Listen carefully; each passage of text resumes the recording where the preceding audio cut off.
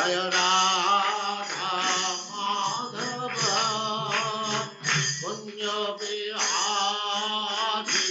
Jaya Radha Madhava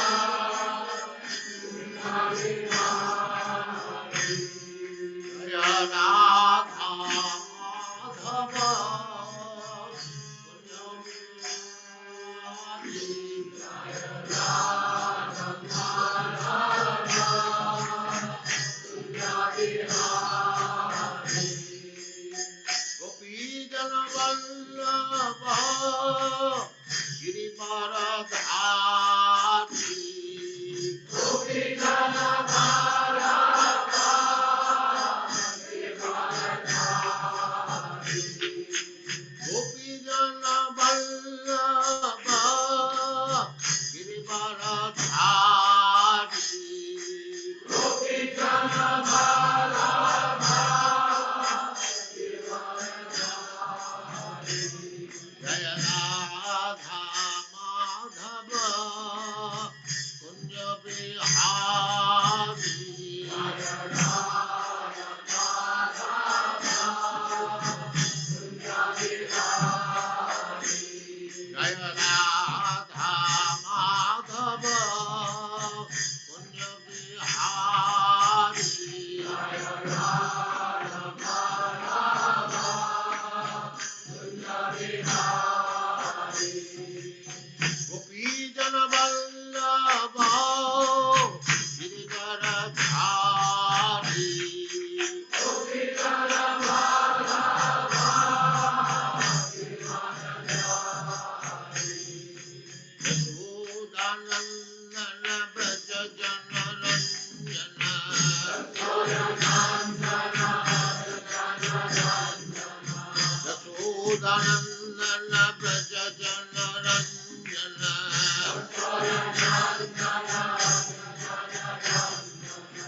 Jamuna Tira Vanachari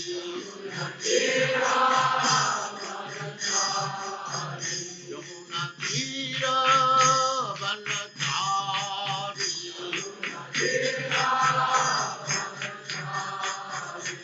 Jaya Radha Madhava Kunja Bihari Jaya Radha Madhava Jaya Radha Madhava Kunja Bihari Jaya Radha Madhava Kunja Bihari Gopi Jana Vallabha Girivaradhari Gopi Jana Vallabha Girivaradhari Gopi Jana Vallabha Girivaradhari Gopi Jana Vallabha Girivaradhari Yashodanandana Braja Jana Ranjana Yashodanandana Braja Jana Ranjana Jamuna Tira Vanachari Jaya Radha Madhava Kunja Bihari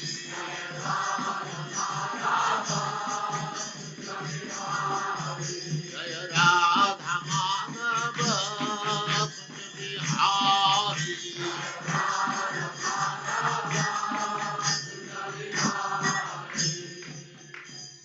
Jaya Usman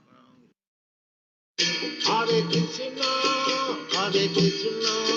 Krishna Krishna Hare Hare Hare Rama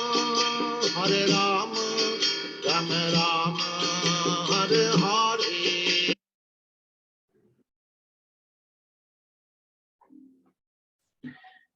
Hare Krishna and welcome to all the devotees online. Thank you very much for your attendance as we continue with Srimad Bhagavatam, Canto 1, Chapter 9, verses 32 to 37, the passing away of Bismuth. Om Agyanatimi Vandasya Gyananjana Shalakaya Chakshurunmilitam Yena Tasme Shri Gurave Namaha Shri Chaitanya Manobhistam Stapitam Yena Bhutale Swayam Rupa Kadamayam Dadati Swapantikam Vandeham Shri Guru Shritapara Shri Gurun Vaishnavam Cha Shri Rupam Sagrajatam Sahagana Raghunatham Vitam Tam Sajivam Sadvaitam Savadutam Parijana Sahitam Krishna Chaitanya Devam Shri Vada Krishna Padan Sahagana Lalita Shri Vishakan Vitamsja He Krishna Karuna Sindhu Dinabandho Jagatpate Gopesha Gopika Kanta Radha Kanta Namastute Tapta Kanchana Gourangi Radhe Vrindavaneshwari Vrishabhanu Sute Devi Pranamami Hari Priye Vanchakalpatarubhyascha Kripa Sindhu Vacha Patitanam Pavanebhyo Vaishnavebhyo Namo Namaha Jai Shri Krishna Chaitanya Prabhu Nityananda Shri Advaita Gadadhar Shivasadi Gaura Bhakta Vrinda Hare Krishna Krishna Krishna Hare Hare Hare Rama Rama Rama Hare Hare Sarva Sastra Piyusha Sarva Vedeka Satpala Sarva Siddhanta Ratnadya Sarva Lokatri Pradam Sarva Bhagavata Prana Srimad Bhagavata Prabhu Kali Dvando Didaditya Shri Krishna Parivartita O Srimad Bhagavatam, the nectar churn from the ocean of all Vedic scriptures, O most prominent son of transcendental truth of all the Vedas, O you are enriched with the jewels of all spiritual philosophical conclusions, O you who grant spiritual vision to all the people of the world, O light breath of the Vaishnava devotees. O Lord, you are the sun which has arisen to dispel the darkness of Kali Yuga. You are actual Lord Krishna who has returned amongst us.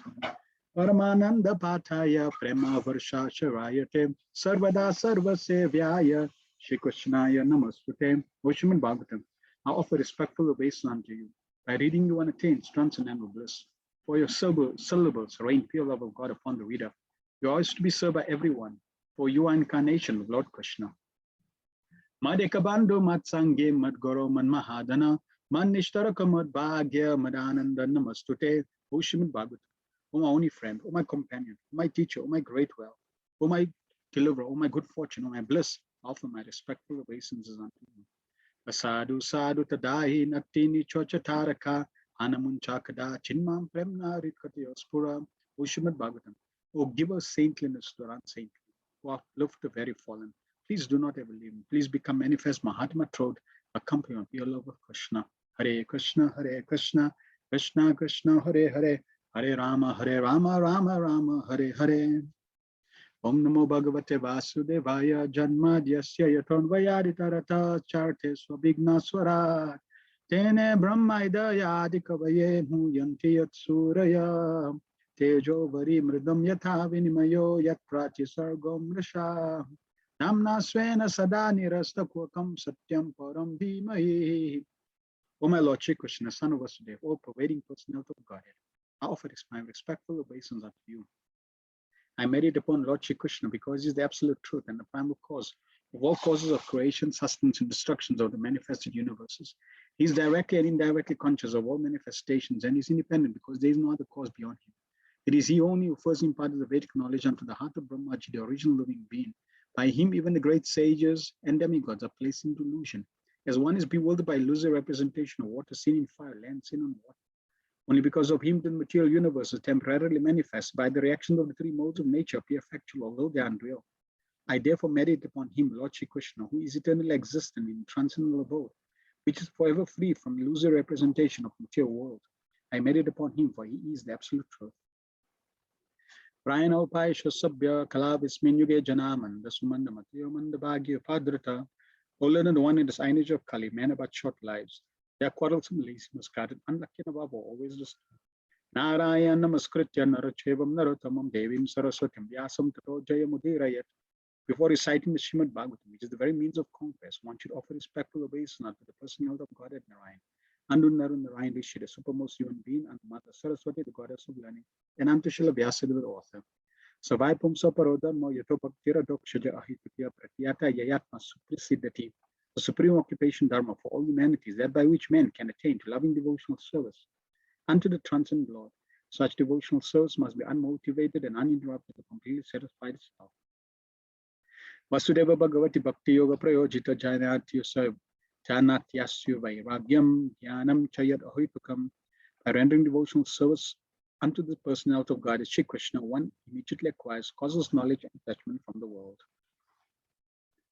Vadanti tattva vidas tattvam yat gnanam advayam brahmeti paramatmeti bhagavaniti sabhyate. Then the transcendentalists who know the absolute truth calls non-dual substance, Brahman Paramatma Bhagavan. Shri Shri Shrosharadanasya Vasudeva Kata Ruchi Sen Mahatsevaya Vipra Punya Tirtha Nishevanat. O twice born sages, by serving those devotees who are completely free from all vice, great service is done. And by such service, one gains affinity for hearing the message of Vasudeva. Shrindatam Swakata Krishna Punya Shravana Kirtana Retantastoya Badrani Vidunati Suritsatam. Shri Krishna, the personality of Godhead, who is Paramatma Super Soul in everyone's heart and a benefactor with truthful devotee, cleanses desire from material enjoyment. Cleanses desire for material enjoyment from the heart of the devotee who has developed the urge to hear his messages, which are in themselves virtues when properly heard and chanted. Nasta Prayashu Bhadreshu Nitam Bhagavata Sevaya Bhagavatutam Sloke Bhaktir Bhavati Nashtiki. By regular tenants in the class on the Bhagavatam and by rendering of service to the pure devotees, all that is troublesome to the heart is almost completely destroyed. And loving service unto the personality of God, whose praise of transcendental songs is established as an irrevocable fact. Om Namo Bhagavate Vasudevaya, Om Namo Bhagavate Vasudevaya, Om Namo Bhagavate Vasudevaya. We are continuing Srimad Bhagavatam based on the teachings of His Divine Grace, A.C. Bhaktivedanta Swami Srila Prabhupada, the founder Acharya of the International Society for Krishna Consciousness. Hare Krishna and welcome again. Let us cover any feedback you can share from last week's lesson, verses 29 to 31, anything that caught your attention, anything that you found interesting, that you decided to remember, take heart to apply in your life, please share with us in the chat. Okay, Mother Arjuna Siddhi says, Srimad Bhagavatam is teaching us how to live so that we can die perfectly. That is the art of dying. Yes.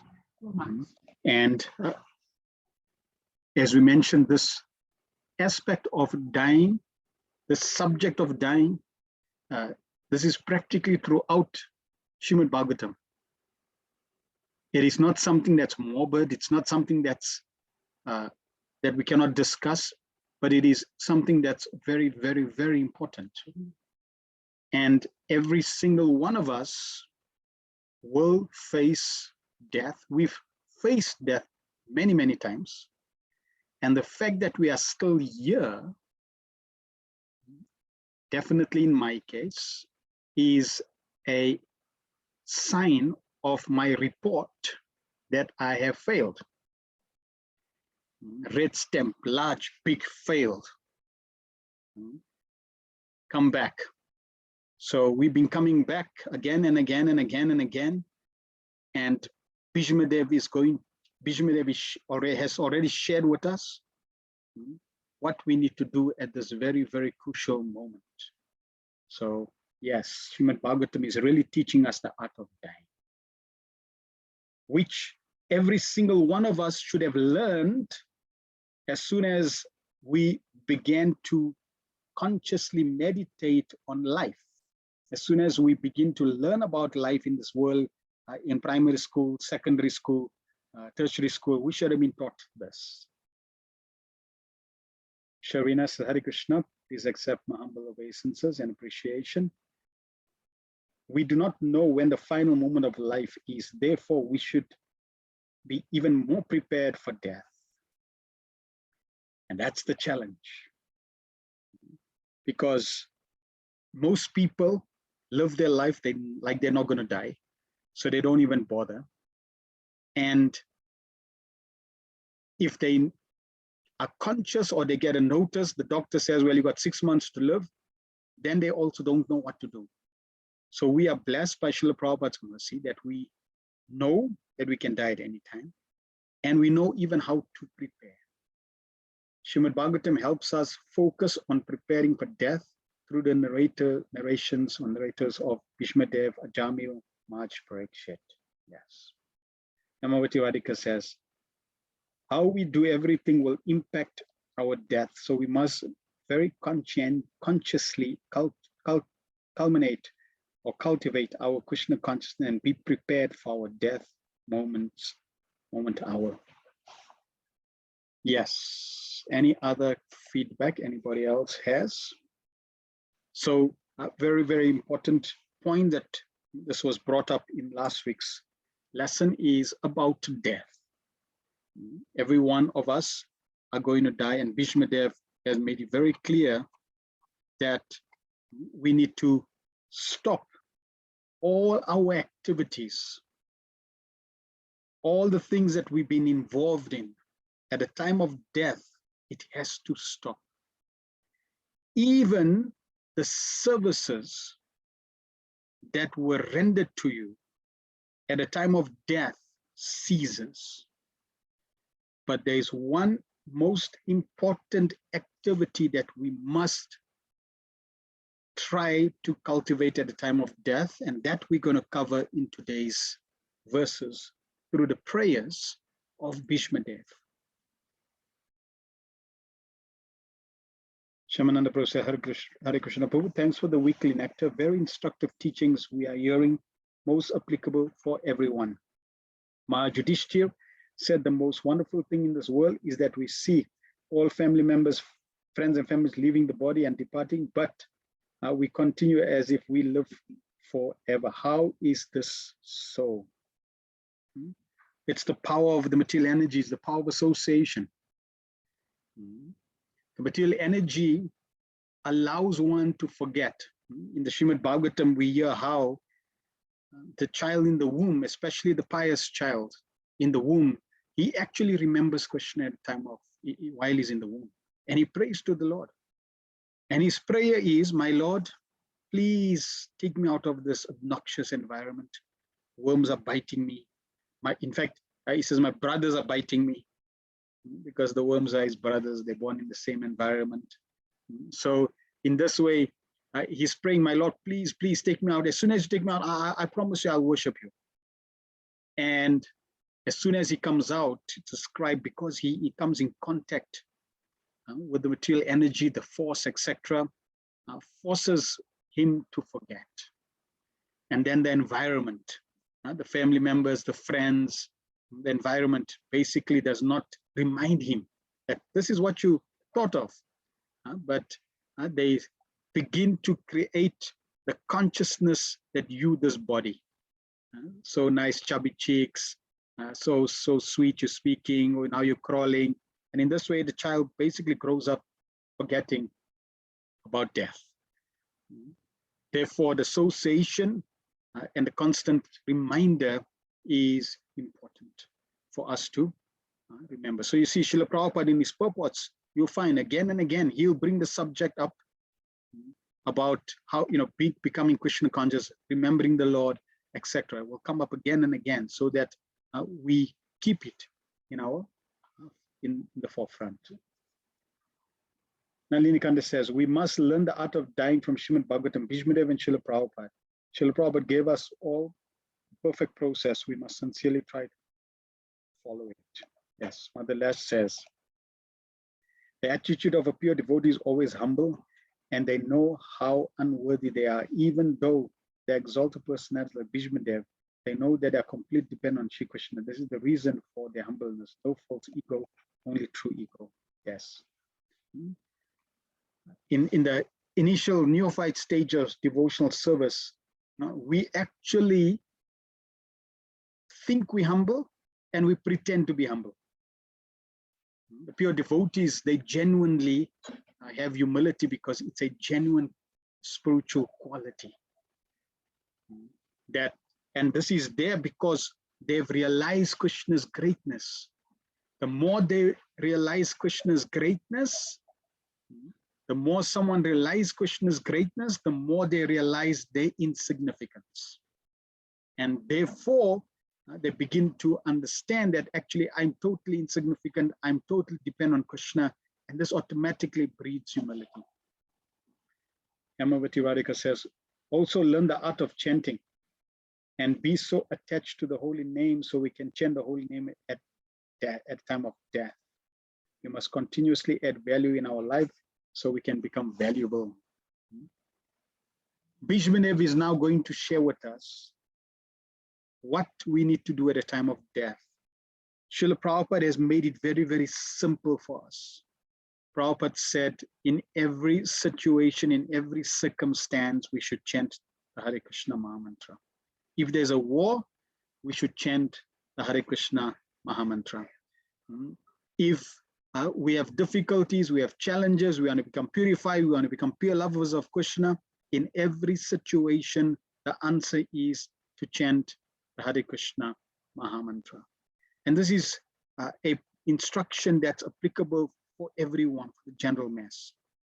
Those who are more apt, more advanced, more focused, and have the ability to remember different prayers of the Lord, they're able to do that, like in the case of Bismuth. So let us now hear from the Bhagavatam what Bismuth does. So we're now covering verses 32 to 43. We're going to do it in two sections. The prayers of Bismuth to Lord Krishna. So the question I have for you, and you can type in the chat, is what do you see? What do you see? There's a picture. What do you see? What comes to your consciousness? What comes to your mind?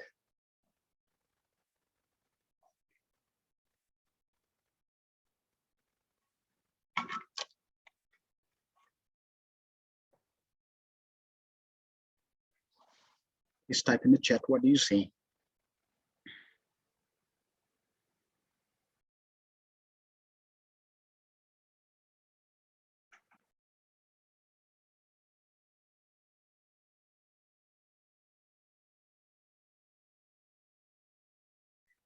Madhachana Siddhi says the battlefield.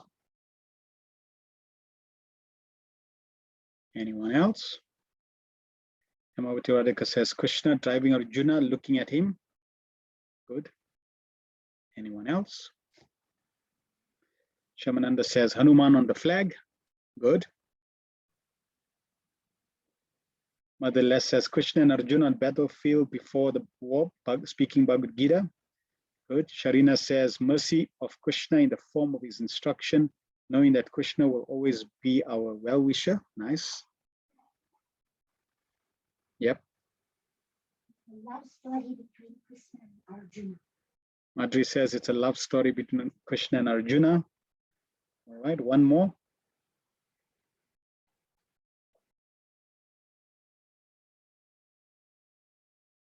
Okay. So what does Bhishmadev see? And this is what we're going to cover. When Bhishmadev sees this scene, what comes to his mind is mercy, compassion, Krishna's love for us, Krishna's love for every living being, even the demons, even the opposing armies. Krishna's love and compassion for the Kauravas and the Pandavas is going to come out through Bhishmadev's prayers. Before we get into his prayers, last week there was a question of the Vasus. Who were the Vasus? Bhishmadev, it's described that Bhishmadev, he entered into one of the Vasus, and together as the Vasu and Bhishmadev as the eternal spirit, eternal devotee entered into one body, and he became Bhishmadev. And when Bhishmadev becomes liberated or perfected, he leaves this world, he goes back to the spiritual, and the demigod then continue his service. So the Vasus are a group of demigods, 8 in number, and different scriptures give their different names. So they are basically a group of demigods like the sun, the moon, water, earth, fire. They are classified as a group of demigods called the Vasus. Going back to the Mahabharata in terms of the history, I'll just read. Ganga heard how the 8 Vasus had tried to take from Vashishta his heavenly cow, Nandini. Their leader, Dyayo, had been implored by his wife to seize the cow, which was able to give anything one desired. Dyayo had assented to his wife's request, and with his brother's assistance, the rest of the Vasus had stolen the cow. When Vashishta discovered the theft, he was furious. Understanding by his mystic power that the Vasus were responsible, he touched holy water and uttered his curse. The Vasus soon learned of the curse and went before the Rishi remorselessly, returning the cow and begging his forgiveness. But Vashishta said his words could not prove false. Repeatedly requested for mercy, he finally said, "You 8 Vasus will all be born on earth, but you will be freed from the curse quickly. Only Dyayo, the chief culprit, will have to remain on earth for the full lifetime. He will be virtuous, powerful, and learned in the Vedas, but he will not beget offspring. Indeed, he will have to abstain from the pleasure of women." So that culprit was the one Vasu who came as Bhishmadev. Then in Prabhupada's different places in his purports, Prabhupada says the Vasus are demigods, class of gods whose number is usually 8 and whose chief is Indra. It is learned here that Kamadev appeared as Pradyumna, Kartikeya as Samba, and one of the Vasus as Uddhava. The son of Sankalpa was known as Sankalpa, and from him lust was born. The sons of Vasu were known as the 8 Vasus. Just hear their names from me: Drona, Prana, Dhruva, Akra, Agni, Dosha, Vastu, and Vibha Vasu. From Abhimati, the wife of Vasu, named Drona, were generated the sons named Harsha, Soka, Bhaya, and so on. There are 3 kinds of demigods: the Adityas, the Vasus, and the Rudras, beneath whom are the other demigods, like the Maruts and Sadyas. Among the demigods, Krishna says in Bhagavad Gita, among the demigods, I am Indra, and among the Vasus, I am Agni, the god of fire. Similarly, the Narayana Upanishad states, then the Supreme Person Narayan desired to create all living beings. Thus, from Narayan, Brahma was born. Narayan created all the Prajapatis. Narayan created Indra. Narayan created the 8 Vasus. Narayan created 11 Rudras. Narayan created the 12 Adityas. So this is in relation to the Vasus. They're basically a category of it looks like the principal demigods, of which Indra is the chief. So we're covering now the first prayer of Bhishmadev, text 32. We know that right now we are at the scene where after Bhishmadev has spoken to Yudhishthira Maharaj, then he withdrew from everything, all his engagements. Uttanarayan, Krishna appears in front of him, and he gazes with wide open eyes, completely focused and fixed on Krishna. And we also heard how he saw Krishna in 4-handed form. And now fully absorbed, seeing Krishna in front of him, focused, he now offers his prayers. From text 32 to 42, we're going to hear what Bhishmadev is going to now say.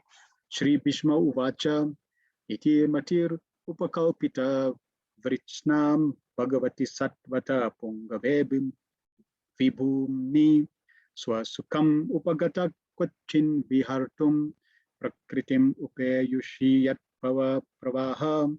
Bhishmadev said, let me now invest my thinking, feeling, and willing, which was so long engaged in different subjects and occupational duties, in the all-powerful Lord Shri Krishna. He is always self-satisfied, but sometimes, being the leader of the devotees, he enjoys transcendental pleasure by descending to the material world, although from him only the material world is created. So we can see very, very clearly that Bhishmadev knows the position of the Supreme Personality of Godhead. He knows that Krishna created this creation. He knows that Krishna is completely self-satisfied and all-powerful. In Bhishmadev's case, Krishna is appearing in front of him, and now he wants to offer a gift to the Supreme Lord. And the gift that he wants to offer is these prayers to the Supreme Lord.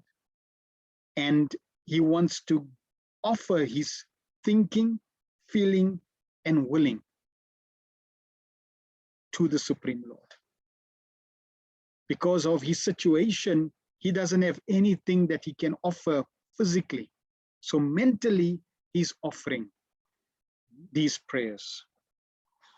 Prabhupada in the purport says, because Bhishmadev was a statesman, the head of the Kuru dynasty, a great general, and a leader of Kshatriyas, his mind was strewn over so many subjects, and his thinking, feeling, and willing were engaged in different matters.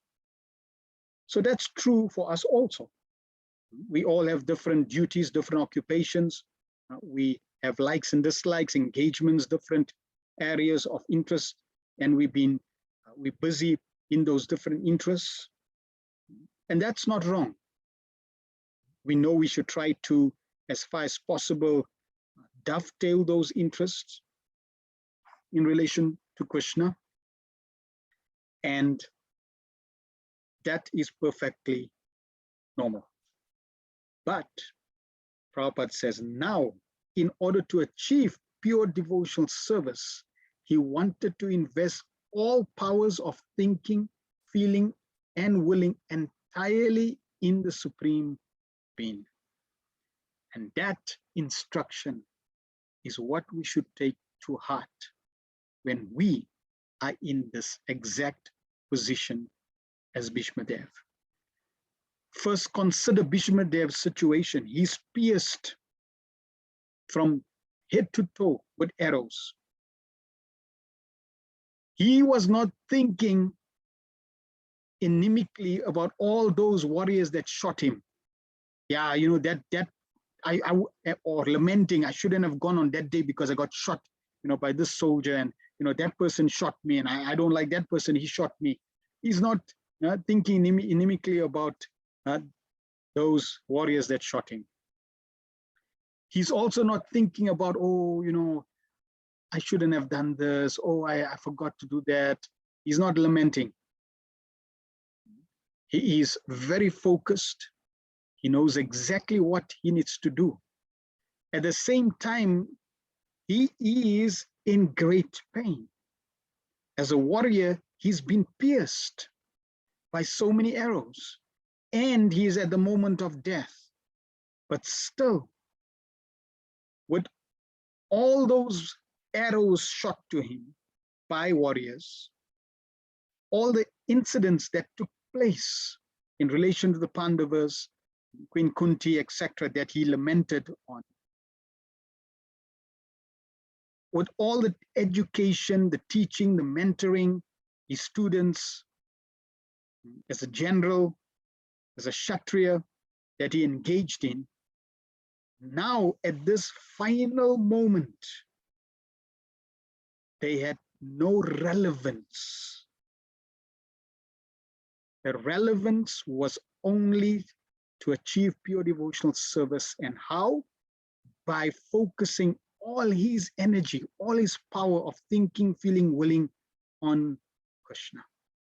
So for us, the practical lesson is when we at this final moment, we should try our best to focus all our attention on remembering Krishna by chanting Hare Krishna, Krishna Krishna, Hare Hare, Hare Rama, Rama Rama, Hare Hare.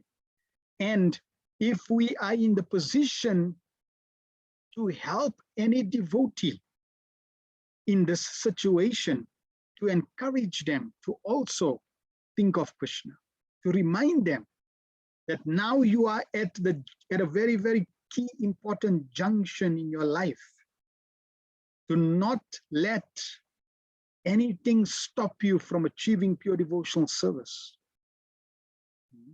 We have to understand, just like we may be attached, say for example, I may be attached to singing kirtan. So as the body ages, it becomes more incapable of engaging in practical devotional service. One may be attached to cooking for the deities, cooking for the devotees. As the body becomes old, and now you can't even lift a pot handle. This is the state, this is the nature, this is natural.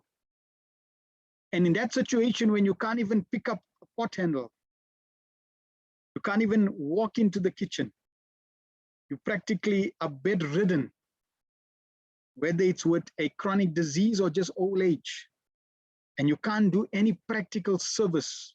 You have very little energy, and there you are, all you can do is helplessly be dependent on others to serve you, even to do the most menial, even to get the most menial needs or going to the bathroom.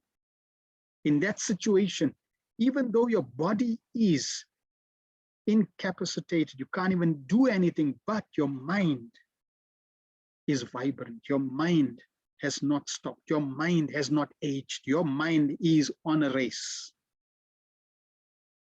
And if we have practiced to think of Krishna regularly through chanting our rounds, nicely, diligently, attentively, then at the time of death, we will be able to leverage over that daily sadhana so that we can, follow in the footsteps of Bismuth, take all our effort and energy, our thinking, feeling, and willing through the chanting of the Hare Krishna mantra. Oh my Lord, oh angel, please engage me in your service and focus that, concentrate that on the holy name. And in this way, with the holy name on our tongue, we can achieve pure devotional service. Lord Krishna, he is described herein as the leader of the devotees and all-powerful. Although Lord Krishna is the original personality of Godhead, he himself descends on earth to bestow upon his pure devotees the boon of devotional service. He descends sometimes as Lord Krishna as he is, and sometimes as Lord Chaitanya. Both are leaders of pure devotees. Pure devotees of the Lord have no desire other than the service of the Lord, and therefore they are called Sattvata. The Lord is the chief among such Sattvatas. Bhishmadev therefore had no other desires unless one is purified from all sorts of material desires. The Lord does not become one's leader. Another important, very important instruction. We may have so many material desires.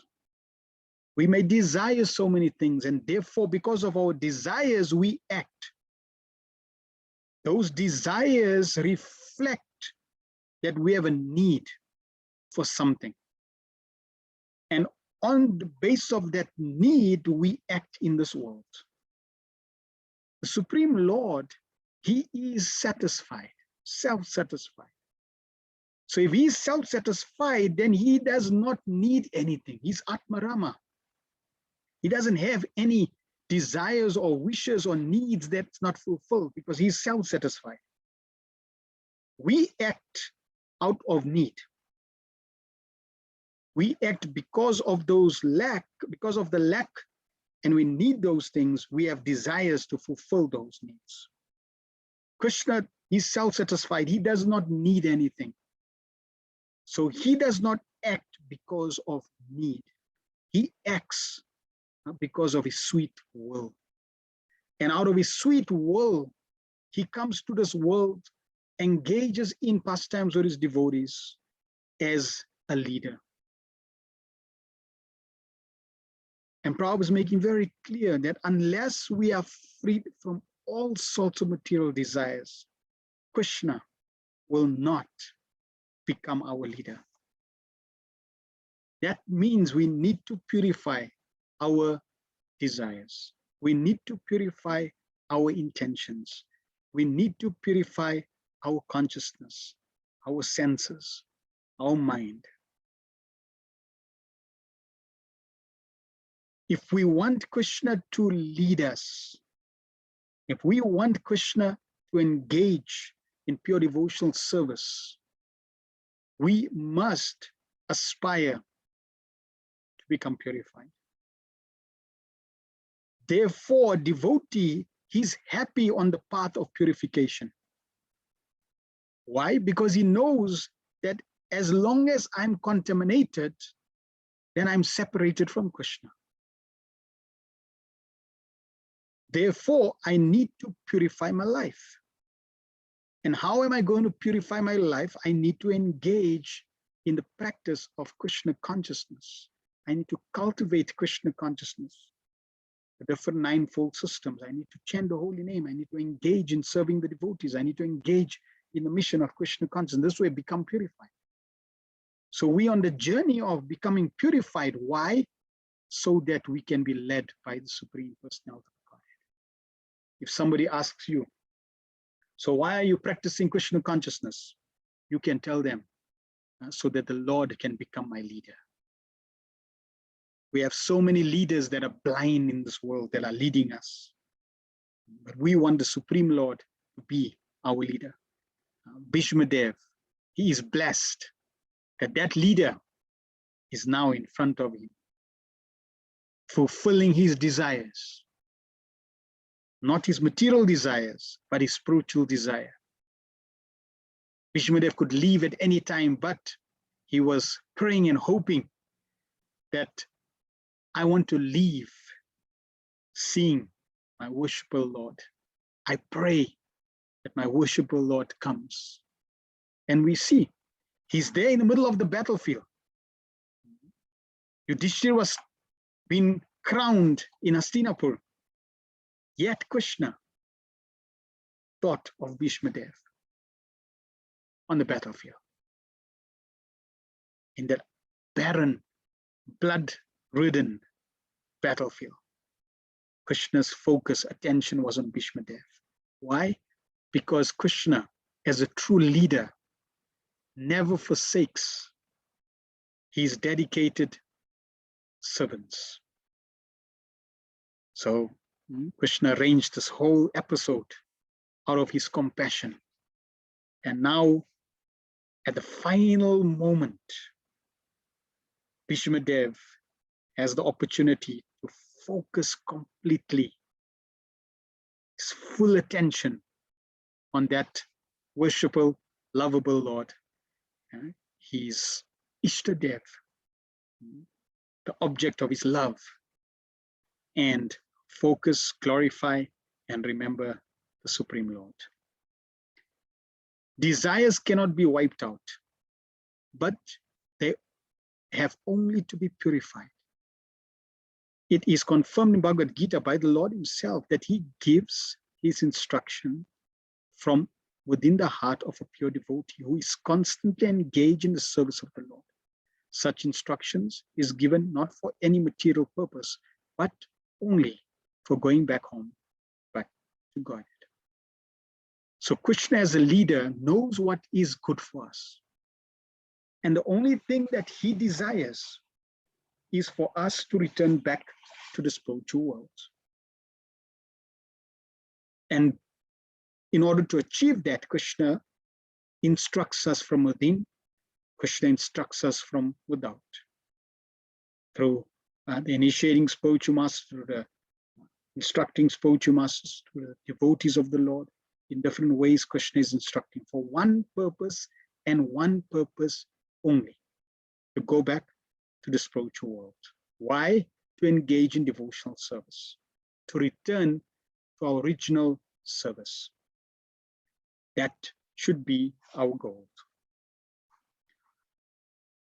For the ordinary man who wants to lord it over material nature, the Lord not only sanctions and becomes a witness of activities, but he never gives the non-devotee instructions for going back to Godhead. So this is how Krishna relates with non-devotees. There's a super soul, sanctions and witnesses, and that's it.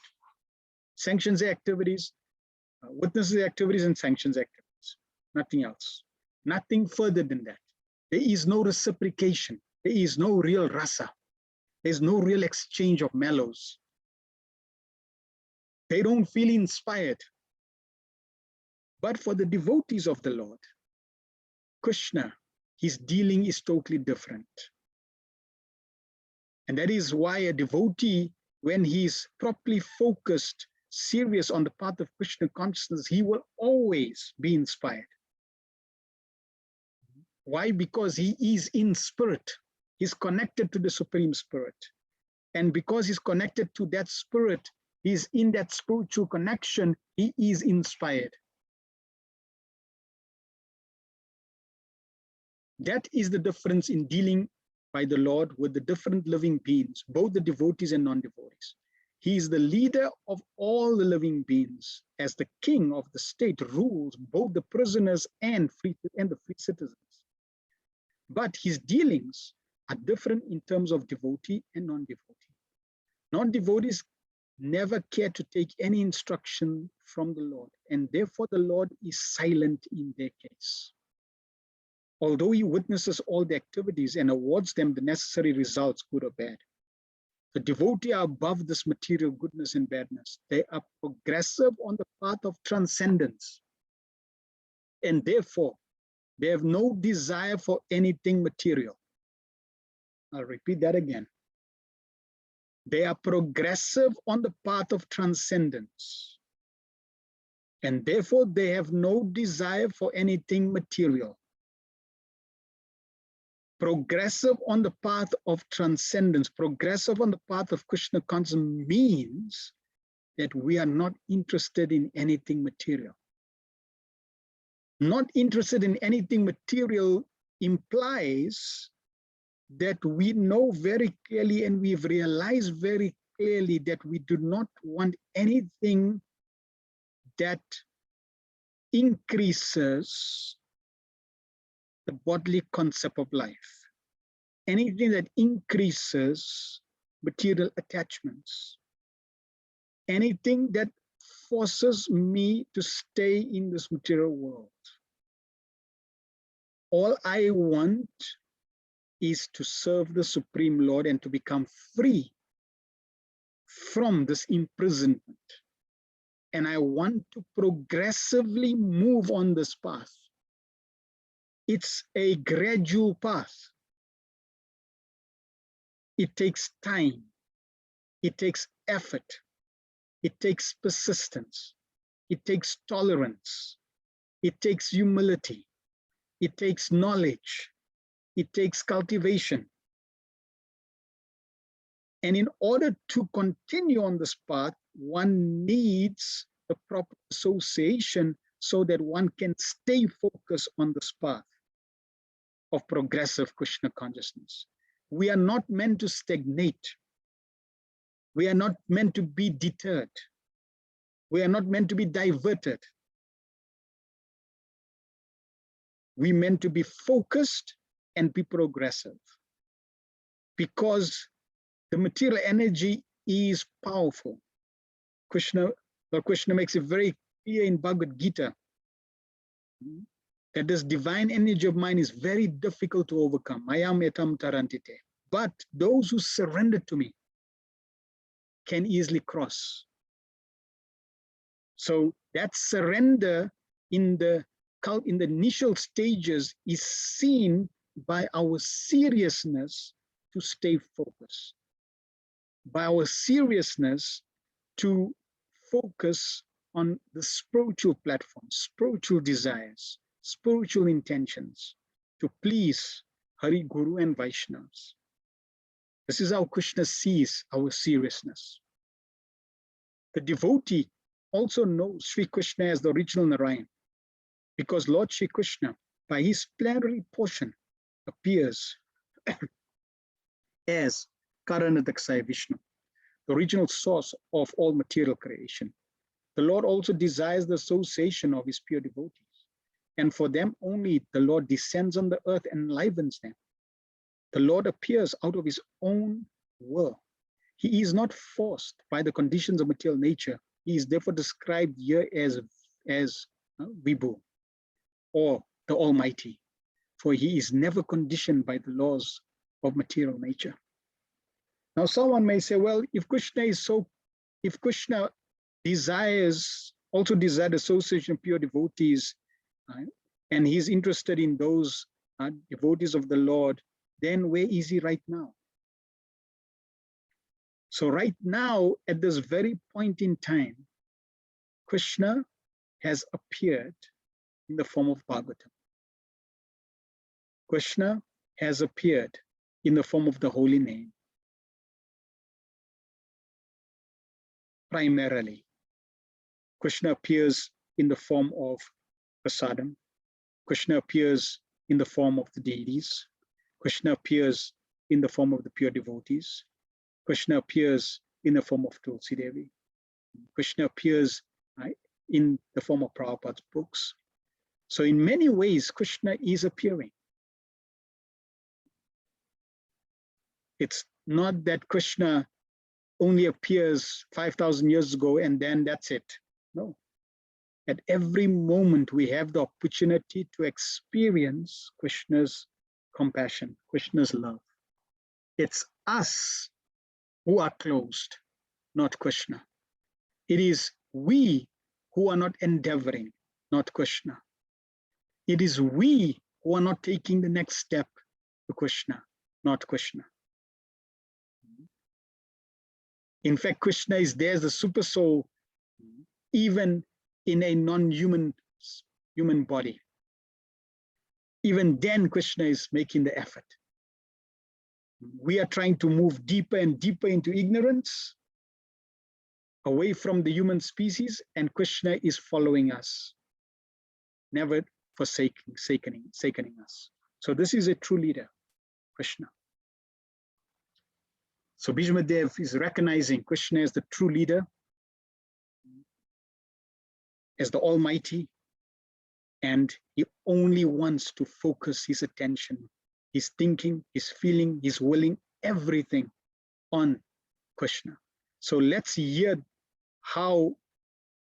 what is Bhishma Dev's thoughts. He wants to offer his thinking, feeling, and willing completely concentrated on Krishna. That's his desire, so that he can be fully dedicated to Krishna. And let's hear those thoughts expended. What is Bhishma Dev actually thinking? So now we are entering. Just consider, there we are on this battlefield of Kurukshetra with thousands of sages. Krishna in front of Bhishma Dev. Bhishma Dev is offering his prayers, and now he's revealing his heart. Krishna wants us to hear from Bhishma Dev's own lotus mouth about his relationship with Krishna. So he says, Tribhuvana Kamana Kamalavarnam Ravikara Gauravara Baram Dadene Vapur Alaka Kulavrittanan Nabjam Vijaya Sakhe Ratir Astumen Navadya. Shri Krishna is the intimate friend of Arjuna. He has appeared on this earth in his transcendental body, which resembles the bluish color of the tamala tree his body attracts everyone in the three planetary systems, upper, middle, and lower. May his glittering yellow dress and his lotus face, covered with paintings of sandalwood pulp, be the object of my attraction, and may I not desire fruitive results. So in this way, he's going to offer few prayers, and he's going to desire, Ratir astu me, may my mind be attracted to Krishna. So very wonderful. So the first aspect that Bhishmadev reflects on, thinks of, is Shri Krishna is the intimate friend of Arjuna. Vijaya Sakhe. He's calling Arjuna victorious, Vijaya. Krishna is Vijaya Sakhe. He's the friend of that person who's victorious. Prabhupada is going to expand on that point in the purport. So it's interesting that Bhishmadev, even though Krishna is in front of him, but his attention focuses, is directed or diverted to Krishna and his relationship with Arjuna. Bhishmadev is excited, he's inspired, he's enlivened about Krishna's relationship with Arjuna. So we also should be encouraged and inspired by Krishna's relationship with other devotees. Not like, oh yeah, but why did Arjuna get the mercy? No, Bhishmadev is very happy. Then he focuses he's absorbed, his focus is on Krishna's bodily features. Bluish color of the Tamala tree. Beautiful body that Krishna has. Prabhupada is going to expand on that point. And his glittering yellow dress. His lotus face. And the paintings of sandalwood pulp on his face. So this is what's in Bhishmadev's consciousness. So let us hear Prabhupada's purport. When Shri Krishna, by his own internal pleasure, appears on earth, he does so by the agency of his eternal potency. The attractive features of his transcendental body are desired in all the three worlds, namely upper, middle, and lower planetary systems. The attractive features of his transcendental body are desired in all three worlds. Link that to what we just covered in the previous verse. In the previous verse, we heard that we have desire, we have a need, and because of that need, we have a desire. And because of the desire, we act. So here is one desire that every single one in this universe, middle, upper, and lower planets or planetary systems are desiring. Every single living entity in this universe is desiring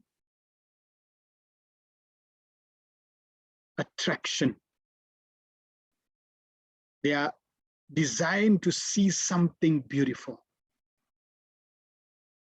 The challenge is that because we have that need to see something beautiful, that desire forces us to see things in this world, objects in this world, people in this world, sceneries in this world. And the challenge is, or the difficulty is, that no matter how many sceneries you see, no matter how many beautiful people you see, no matter how many beautiful objects you see, you will still not be satisfied. And why? Because every single one of us are desiring to see Krishna. And as long as we do not come to that state of seeing Krishna, that desire to see something attractive will never be fulfilled. And we will have to keep seeing and seeing and seeing and seeing eternally in this material world. Like Maharaj Parikshit, he saw Krishna in the womb. And then when he came out, there was nothing in his consciousness but where is Krishna? Where is that Krishna? Where is that Krishna? Where is that Krishna? So we also are desiring. Now by Prabhupada's mercy, he has given us the deity form of the Lord so we can see Krishna and quench our thirst, our attraction by seeing the beautiful deities of the Lord. He's given us windows to the spiritual world. Painstakingly, he's trained his disciples to paint the windows to the spiritual world. Prabhupada said these paintings are windows to the spiritual world. Just like we see this picture.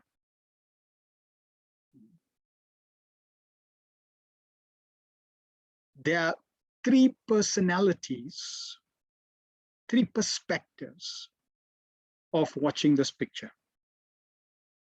The first perspective is Bismuth's perspective. He is seeing one perspective of the scene. The second perspective is Arjuna's perspective. He is seeing this scene from his side, from his angle, in a different perspective. And the third perspective is we seeing the scene. We are seeing Bhishma's perspective and we're seeing Arjuna's perspective. And as these verses unfold, it becomes more and more clear that Bhishma Dev is sharing his perspective, what he's seeing.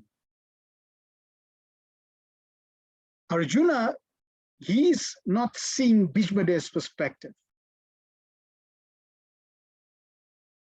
Bhishma Dev is seeing this scene and he's saying, how wonderful. This relationship of Arjuna and Krishna. Then he's seeing, oh, how wonderful, just see this beautiful form of Krishna. And he's quenching his eyes by gazing on the beauty of Krishna. And this specific scene is going to be shared by Bhishma Dev as well, because this is the scene of his heart.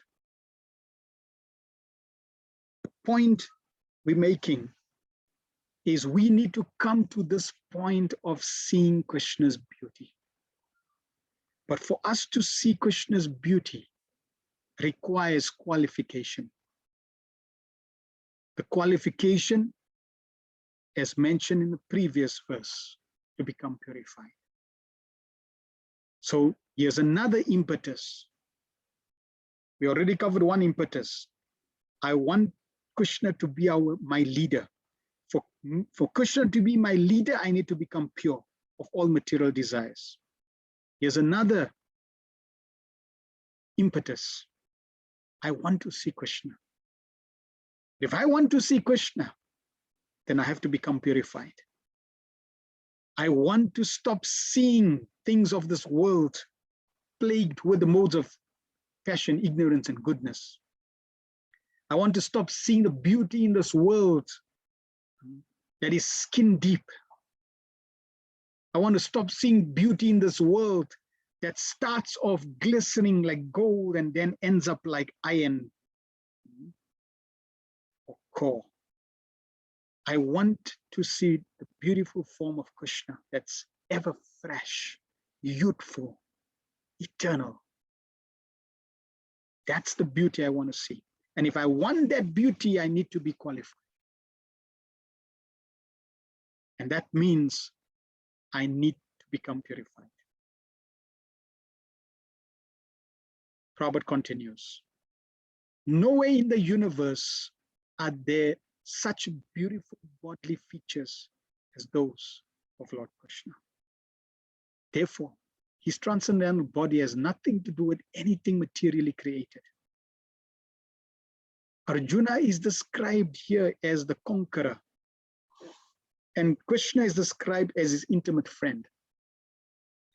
Bhishmadev, on his bed of arrows after the battlefield of Kurukshetra, is remembering the particular dress of Lord Krishna, which he put on as the driver of Arjuna's chariot.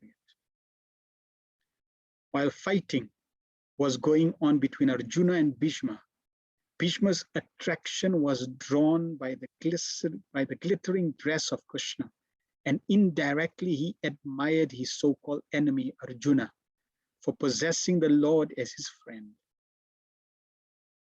Arjuna was always a conqueror because the Lord was his friend. Bhishmadev takes this opportunity to address the Lord as Vijaya Sakhe, friend of Arjuna, because the Lord is pleased when he is addressed conjointly with his devotees who are related with him in different transcendental humors.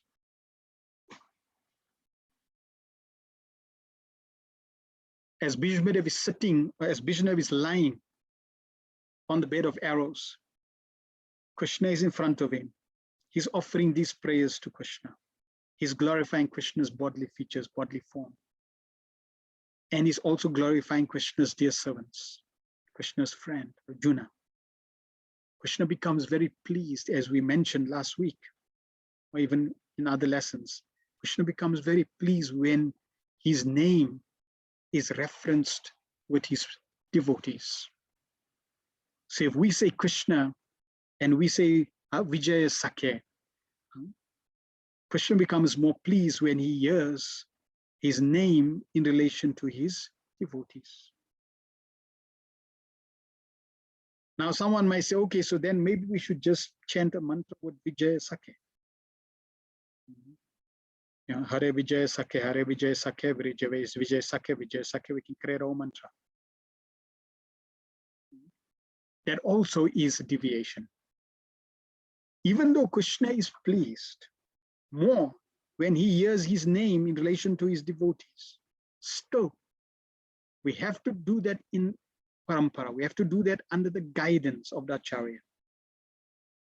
If Srila Prabhupada did not recommend that we change the mantra, or do we add or do we chant certain mantras, then we should not. Only Prabhupada has that authority as the Acharya.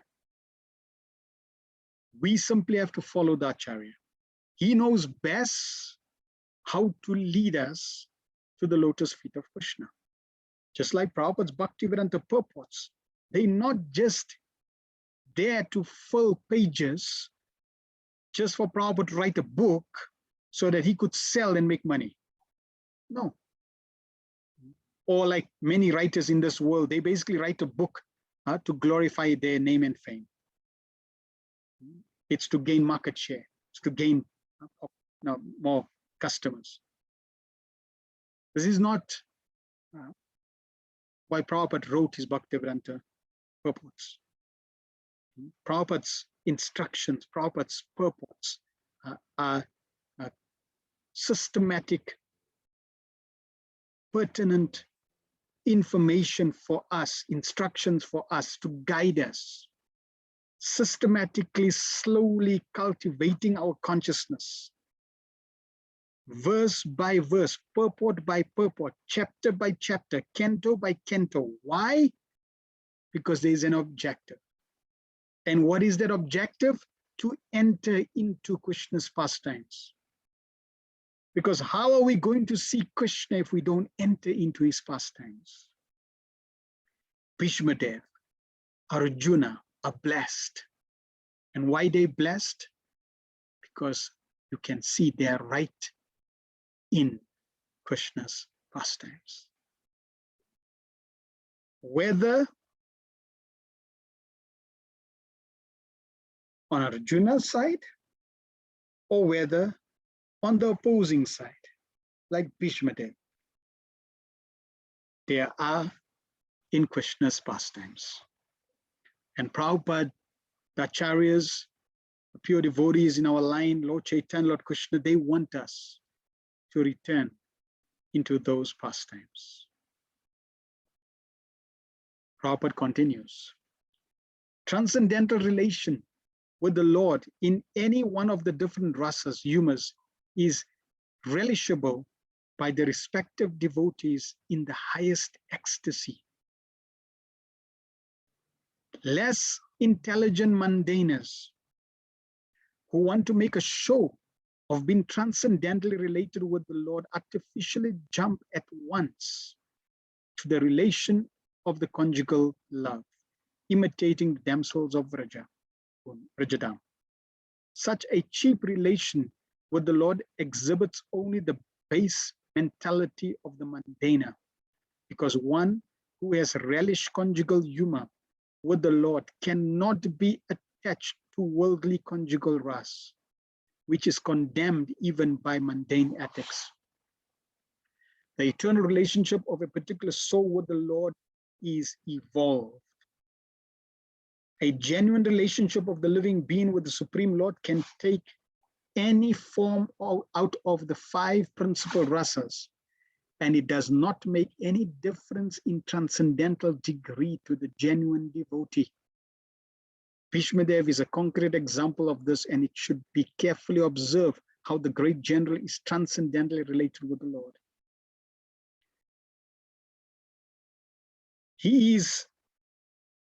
Bhishmadev is not condemning Krishna's relationship with Arjuna or Arjuna's relationship with Krishna.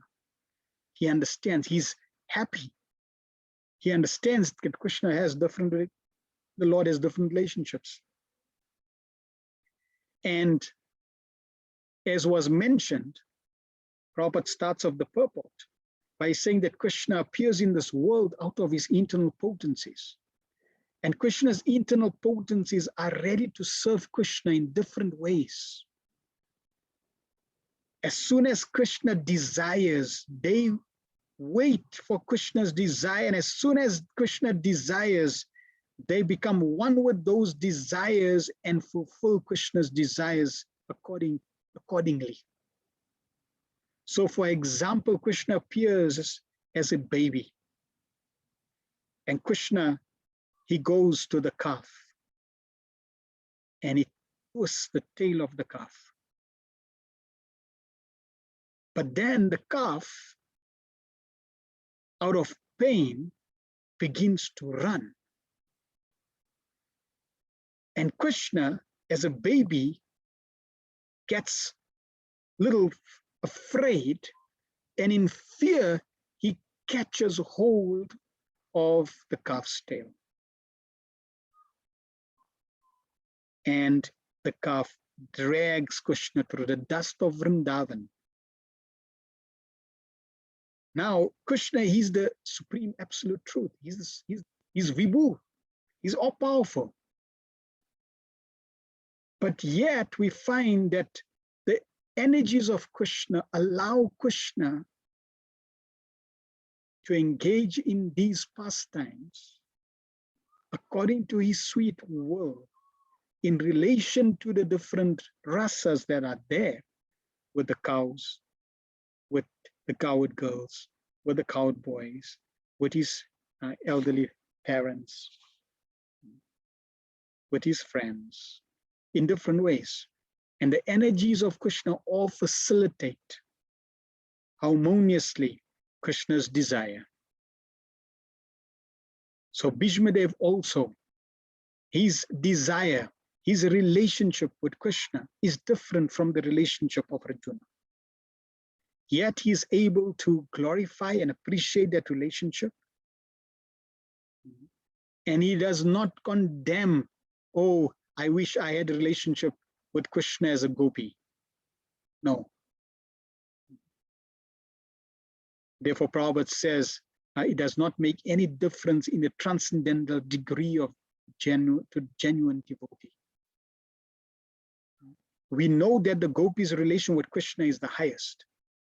At the same time, we appreciate and acknowledge all the relationships that Krishna has with all his devotees.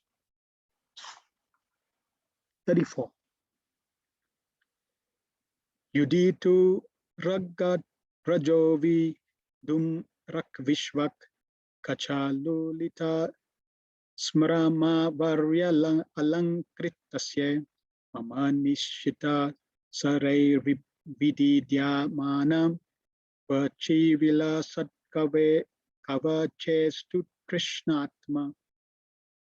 On the battlefield, where Shri Krishna attended Arjuna out of friendship, the flowing hair of Lord Krishna turned ashen due to the dust raised by the hooves of the horses. And because of his labor, beads of sweat wetted his face. All these decorations, intensified by the wounds dealt by my sharp arrows, were enjoyed by him. Let my mind thus go unto Shri Krishna. So now Bhishmadev continues. We can see his perspective.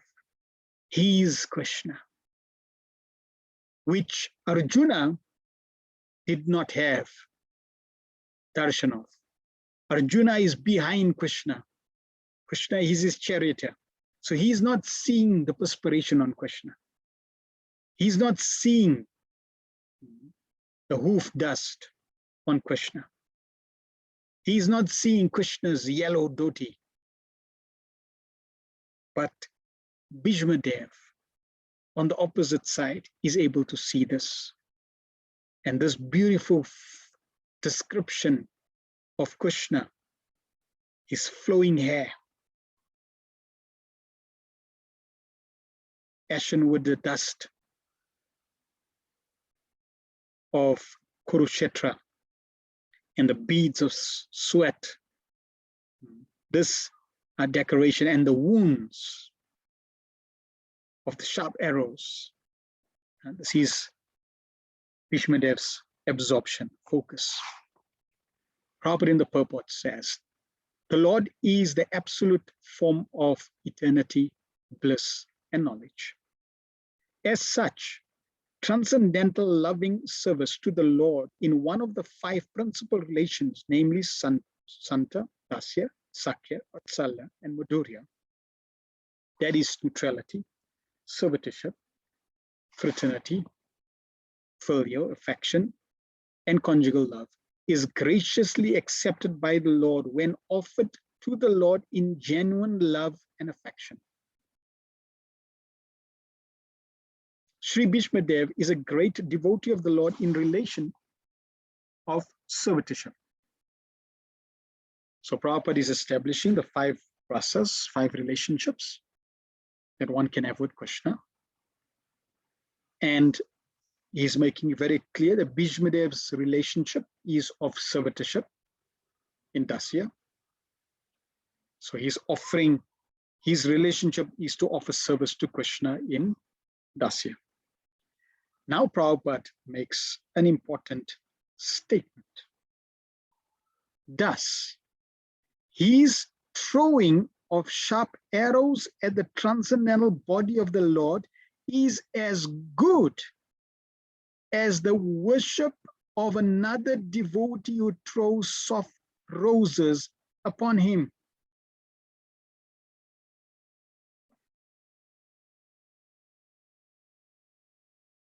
You may take some roses and you may offer those roses to the lotus feet of Krishna with love and devotion, and Krishna is going to accept.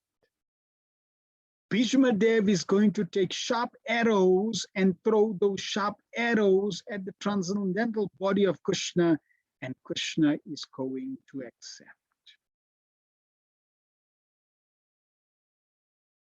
Therefore, we also made it very clear we should be very careful when we say Bhishma Dev was on the wrong side. Bhishma Dev was not on the wrong side of the battlefield. He was on the perfect side. He was on the right side, according to his relationship with Krishna. Because you cannot shoot arrows to Krishna if you on the side of the Pandavas. You can offer rose petals, soft roses, if you're on the side of the Pandavas.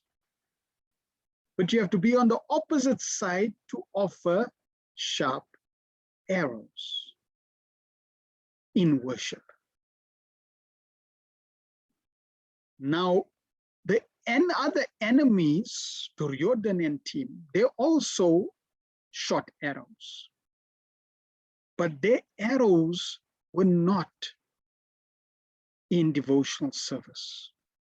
Their arrows were out of animosity.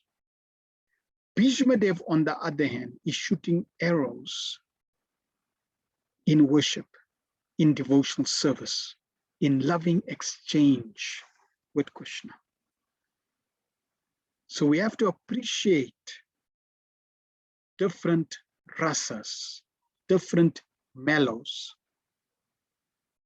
and at the same time, know that this is how Krishna's exchanging service, loving devotional exchange.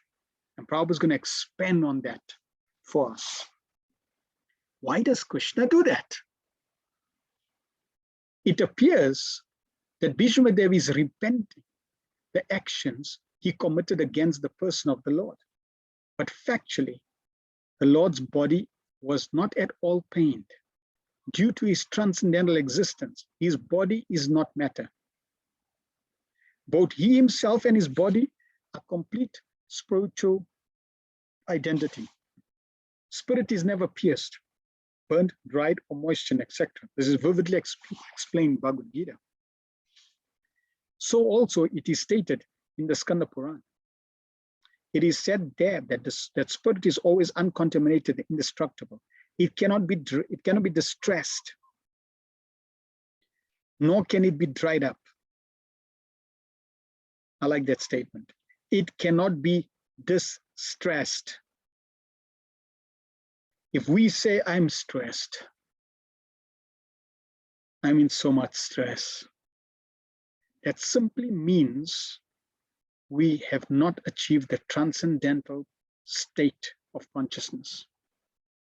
We are still on the bodily platform of life, because on the transcendental state, the soul can never be distressed by any circumstance, by any weapon, by any situation.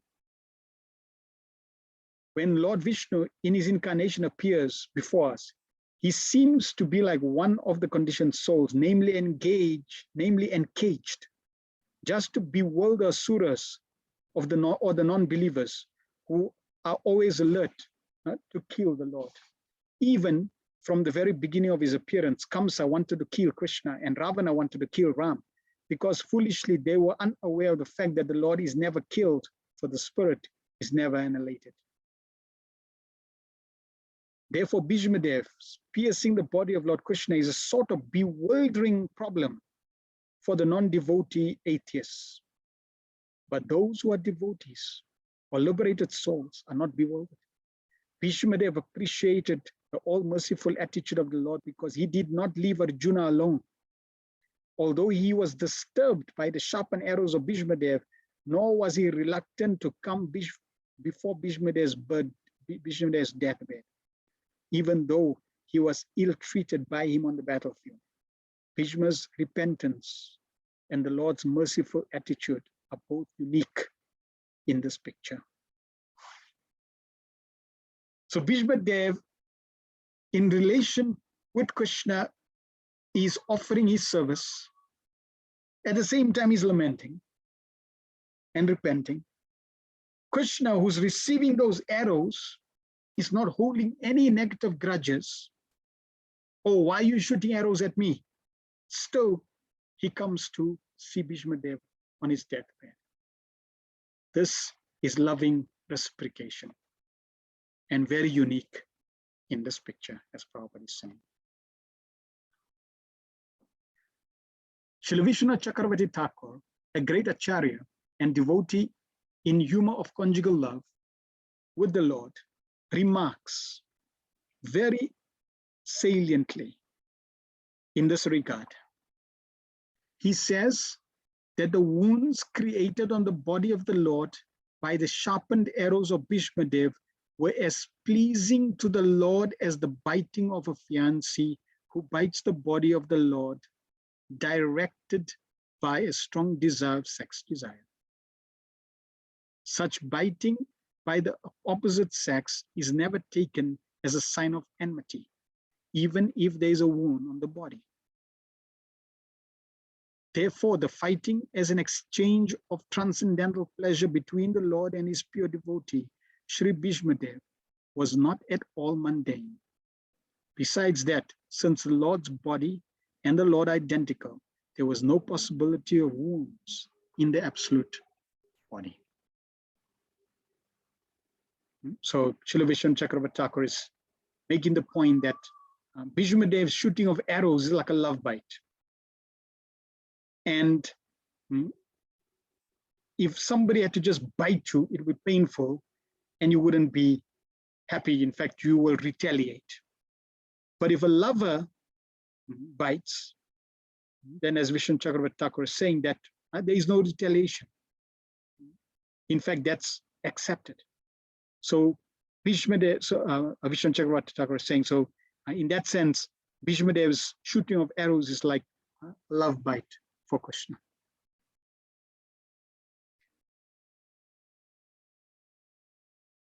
Therefore, the fighting as an exchange transcendental pleasure between the Lord and his pure devotee, Shri Bhishma Dev, was not at all mundane. Besides that, since the Lord's body and the Lord are identical, there was no possibility of wounds in the absolute body. The apparent wounds caused by the sharpened arrows are misleading to the common man, but one who has a little absolute knowledge can understand the transcendental exchange in the chivalrous relationship. So this is why Krishna and Bhishma Dev have that relationship. It's chivalrous. That means Krishna likes to have a fight, and Krishna fights with his devotees and has that rasa, has that relationship. The Lord was perfectly happy with the wounds caused by the sharpened arrows of Bhishma Dev. The word vibhidyamana is significant because the Lord's skin is not different from the Lord. Because our skin is different from our soul, in our case, the word vibhidyamana, or being bruised and cut, would have been quite suitable. Transcendental bliss is of different varieties, and the varieties of activities in the mundane world is but a perverted reflection of the transcendental bliss. Because everything in the mundane world is qualitatively mundane, it is full of inebriaries. Whereas in the absolute realm, because everything is of the same absolute nature, there are varieties of enjoyment without inebriety. The Lord enjoyed the wounds created by his great devotee Bhishma Dev, and because Bhishma Dev is a devotee in the chivalrous relation, he fixes up his mind on Krishna in that wounded condition. So why is Krishna doing this? Because variety is the spice of life. And there is variety in the spiritual world. There is unlimited variety in the spiritual world. But the difference is that that unlimited variety in the spiritual world compared to the unlimited varieties in the material world is that in the material world, all the variety is plagued with inebriety, is plagued with some problem, some challenge, some difficulty, some stress. Every form of variety in this material world is influenced, covered with some stress. in the spiritual world, every form of variety is without stress and plus transcendently blissful. That's the difference. So Prabhupada shares with us from his lectures, Srimad Bhagavatam 293, in relation to this scene that Bismuth is focusing and absorbed in. Even Krishna, the Supreme Lord, he can also say he wants variety.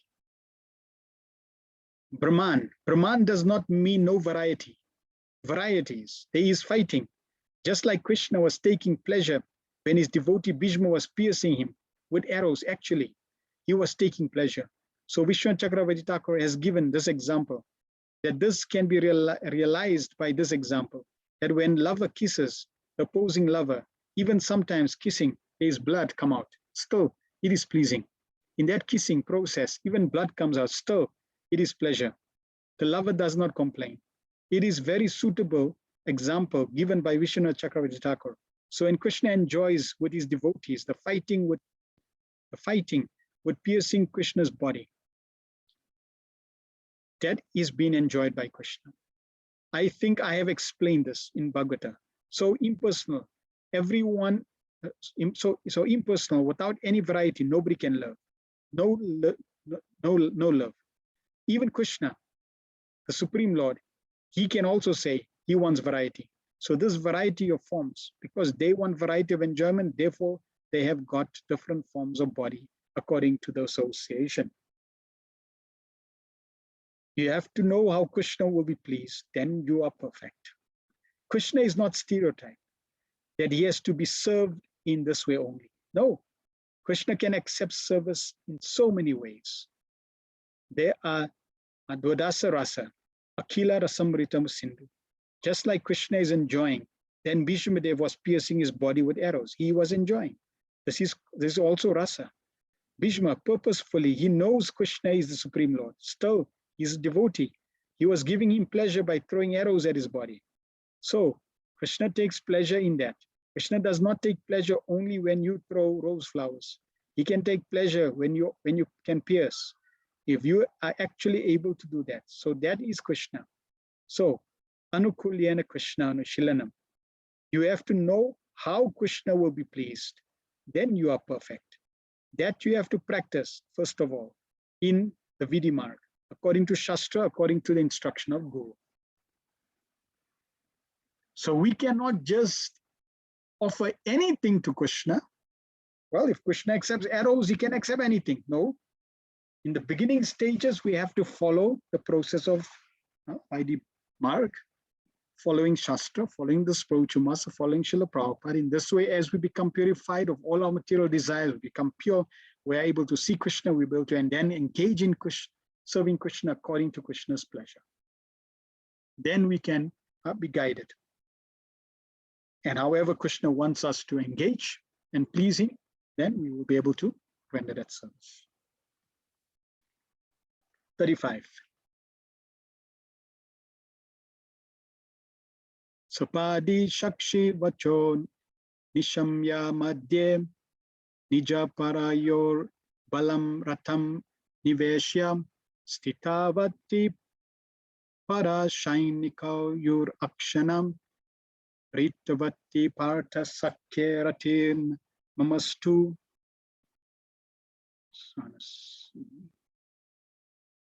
Yeah, that's right.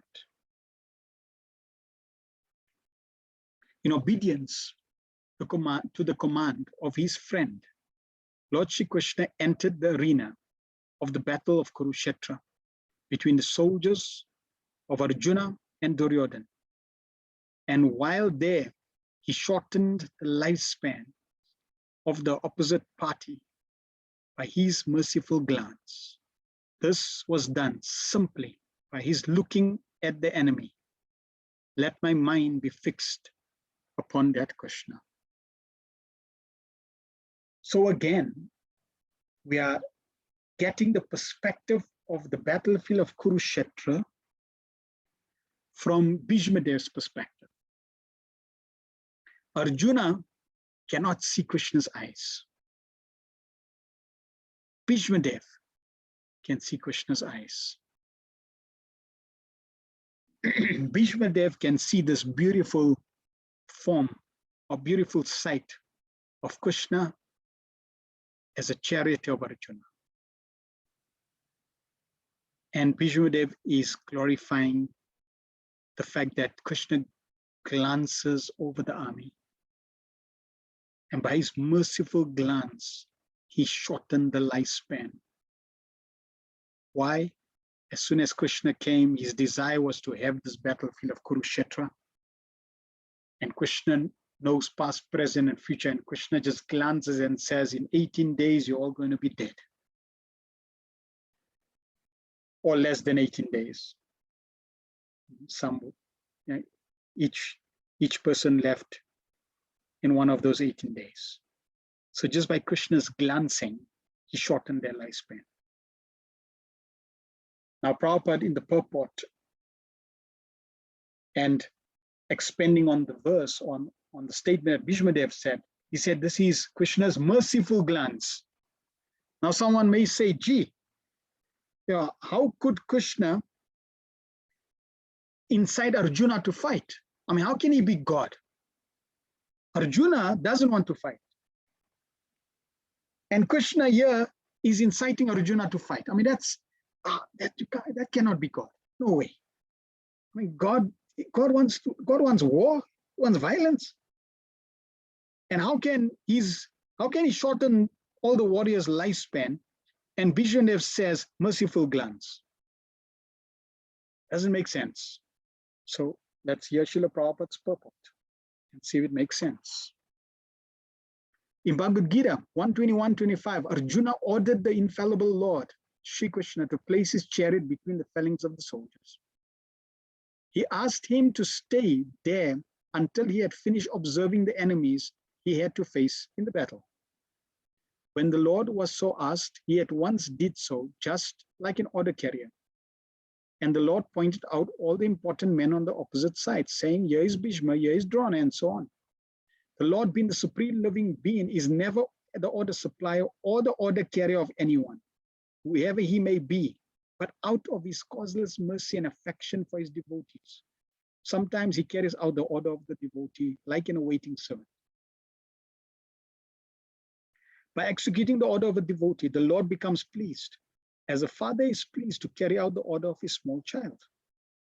That is possible only out of pure transcendental love between the Lord and his devotees, and Bhishmadev was quite aware of this fact. He therefore addressed the Lord as the friend of Arjuna. Prabhupada gave the example of the judge. The judge is in the office and somebody comes to see the judge as an appointment, and the secretary says he'll be available just now. And the door is slightly opened. And a gentleman sees that this judge, he is acting as a horse and his child is on his back and telling the judge, giddy up, giddy up, giddy up. And the judge is acting like a horse, going around, taking pleasure. So the child ordered his father, who's a judge, to become a horse and carry him and instruct him. This is love. Krishna is not anyone's order supplier or order carrier, but out of love, he's ready and willing to serve his devotees. The Lord diminished the duration of life of the opposite party by his merciful glance. It is said that all the fighters who assembled on the battlefield of Kurukshetra attained salvation by personally seeing the Lord at the time of death. Therefore, he is diminishing the duration of life of Arjuna's enemy does not mean that he was partial to the cause of Arjuna. Factually, he was merciful to the opposite party because they would not have attained salvation by dying at home in the ordinary course of life. Here was a chance to see the Lord at the time of death and thus attain salvation from material life. So this is Krishna's mercy. If they died at home, they would be back into the cycle of birth and death. Krishna shortened their life and gave them an opportunity to go back home, back to God. So Krishna, one reason why he wanted to arrange this whole battle was so that he could be merciful to the demons and take them back home. All the demons across the whole planet came to Kurukshetra and they all went back home. And naturally, those who fought on the Pandava side also went back home. So this is Krishna's mercy. Therefore, the Lord is all good, and whatever he does is for everyone's good. Apparently, it was the victory of Arjuna, his intimate friend, but factually, it was for the good of Arjuna's enemies. Such are the transcendental activities of the Lord, and whoever understands this also gets salvation after quitting this material body. I'm going to repeat that. Such are the transcendental activities of the Lord, and whoever understands this also gets salvation after quitting this material body.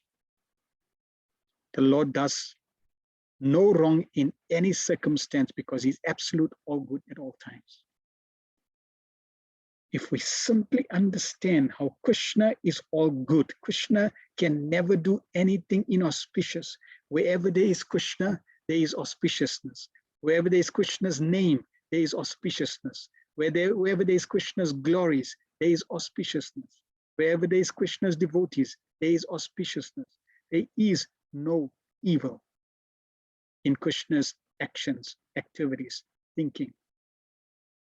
And therefore, in every situation, even apparent situations where we see Krishna is relating to demons, it is their blessing. It is for their good fortune because they're in contact with Krishna.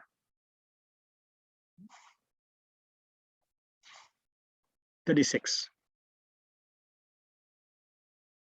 Vyavahita pritana mukham nirikshya swajana vadad vimukasya dosha buddhaya matim arad atmavidyayas yas charanarate paramasya tasya mestu. When Arjuna was seemingly polluted by ignorance, upon observing the soldiers and the commanders before him on the battlefield, the Lord eradicated his ignorance by delivering transcendental knowledge. May his lotus feet always remain the object of my attraction.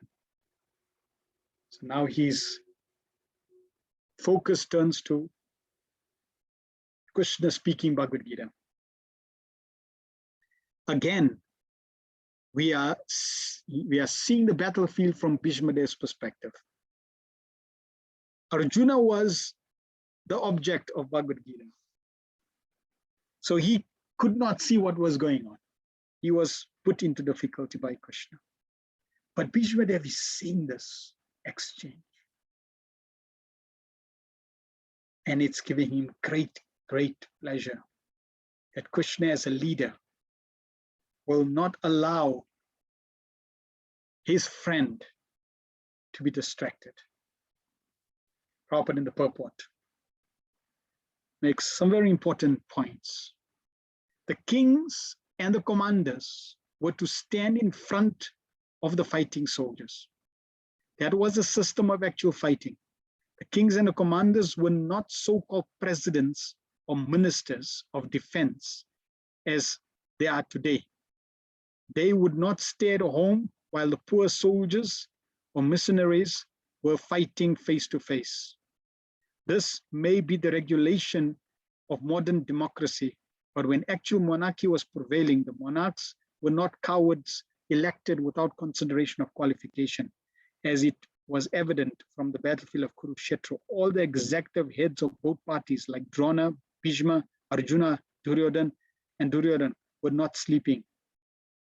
All of them were actually participants in the fighting, which was selected to be executed at a place away from the civil residential quarters. This means that the innocent citizens were immune from all effects of fighting between the rival royal parties. The citizens had no business in seeing what was going to happen during such fight. They were to pay 1/4 of their income to the ruler, whether he be Arjuna or Duryodhana. All the commanders of the parties on the battlefield of Kurukshetra were standing face to face. Arjuna saw them with great compassion, lamenting that he was to kill his kinsman on the battlefield for the sake of the empire.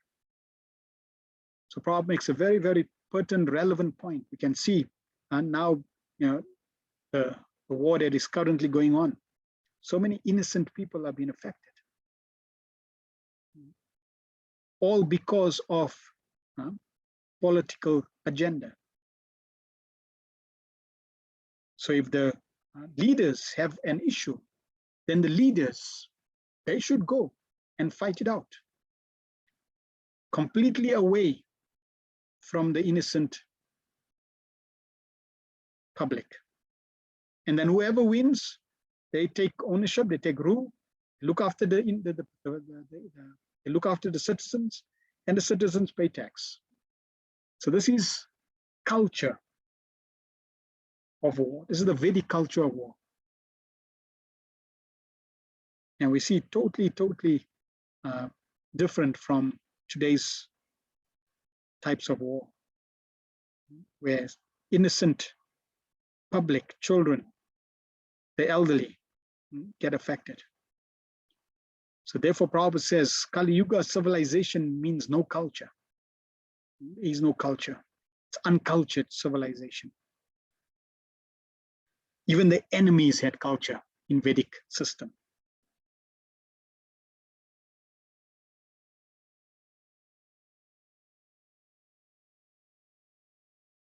He was not at, so it continues, he was not at all afraid of the giant military phalanx presented by Duryodhana, but as a merciful devotee of the Lord, renunciation of worldly things was natural for him, and thus he decided not to fight for worldly possessions.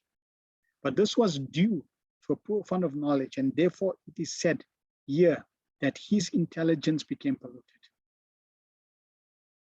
His intelligence could not be polluted at any time because he was a devotee and constant companion of the Lord, as is clear in the 4th chapter of Bhagavad Gita.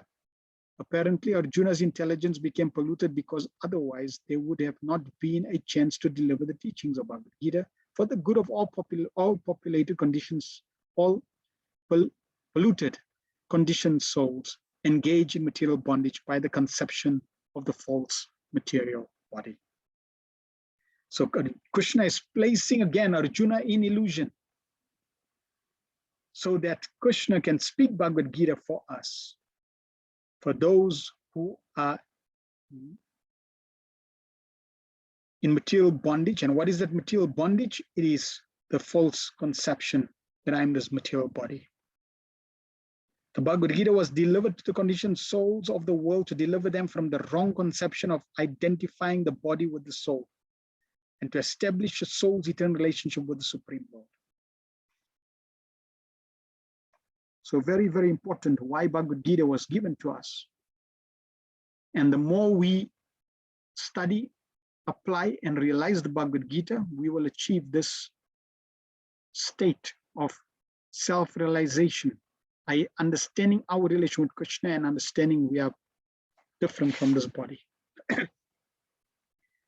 Atma Vidya, or transcendental knowledge of himself, was primarily spoken by the Lord for the benefit of all concerns in all parts of the universe. Text 37. Swanigam mam appahaya mat pratignam ritam adikartum avaplutara Rathasta Ritarata Charan no Bayach Chaladitgu Aririva Hantum Ibam Gato Tariya, fulfilling my vow and sacrificing his own promise. He got down from the chariot, took up his wheel, and ran towards me hurriedly, just as a lion goes to kill an elephant. He even dropped his outer garment on the way. Bhishmadev now is focusing his attention on this scene of Krishna.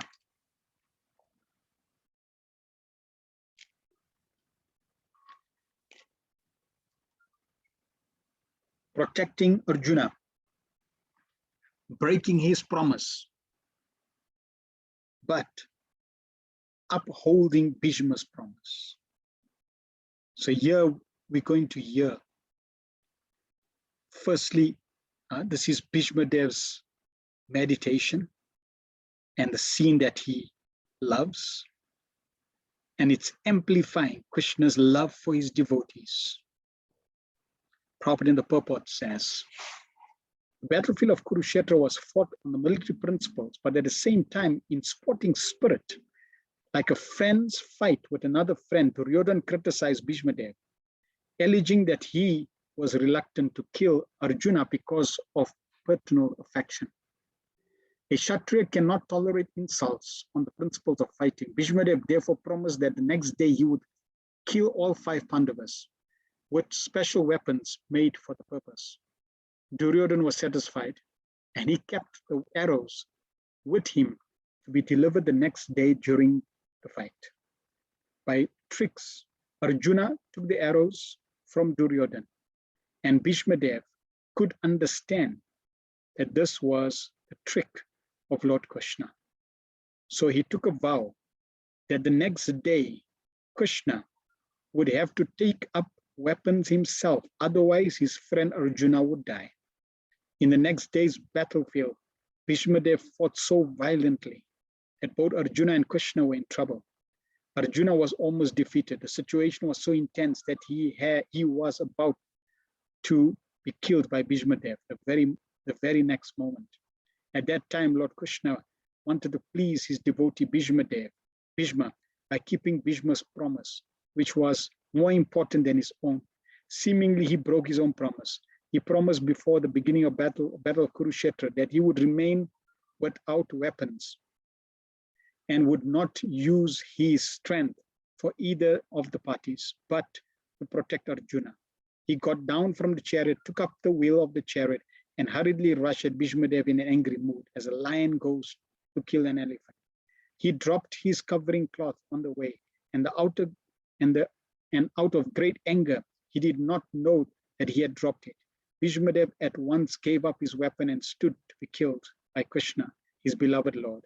The fighting on the day was thus ended at that very moment, and Arjuna was saved. Of course, there was no possibility of Arjuna's death because the Lord himself was on the chariot. But because Bhishmadev wanted to see Lord Krishna take up some weapon to save his devotee, the Lord created a situation making Arjuna's death imminent. He stood before Bhishmadev to show him that his promise was fulfilled and that he had taken up the wheel. So very beautiful. Krishna never allows his pure devotees' promise to go in vain. Krishna will break his promise. Krishna will be ready to be condemned. Krishna will be ready to be criticized eternally. And Krishna is happy to go through that. But Krishna will never allow his pure devotees' promise to go in vain. And to show that, he actually broke his own promise of picking up a weapon just to fulfill the promise of Bhishmadev. This is how much Krishna loves his devotees,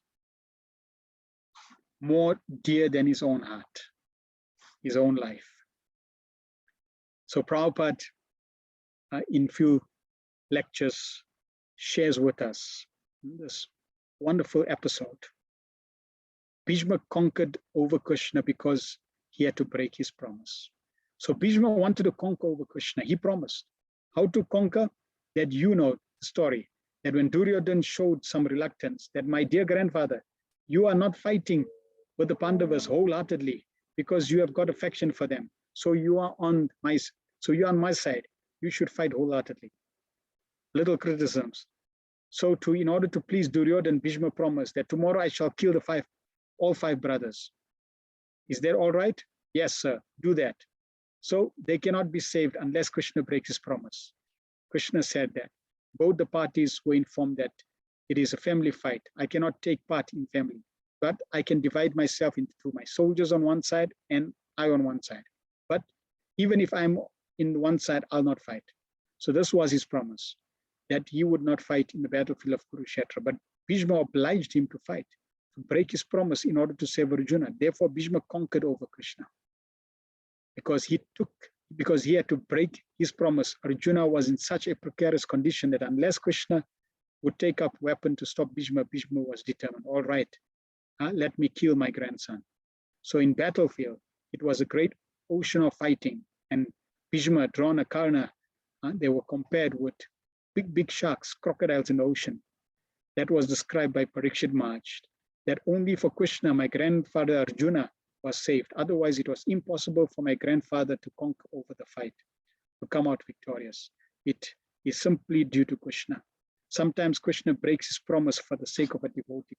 So this is Krishna's business. Bhishma was a devotee, great devotee of Krishna.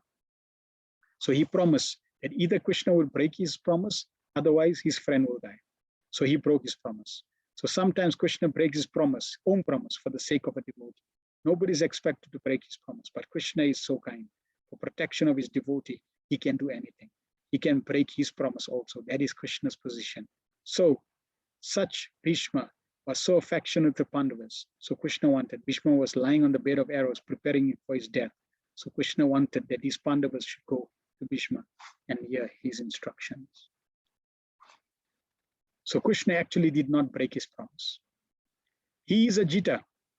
He cannot be conquered, but his devotee can purchase him, can conquer him.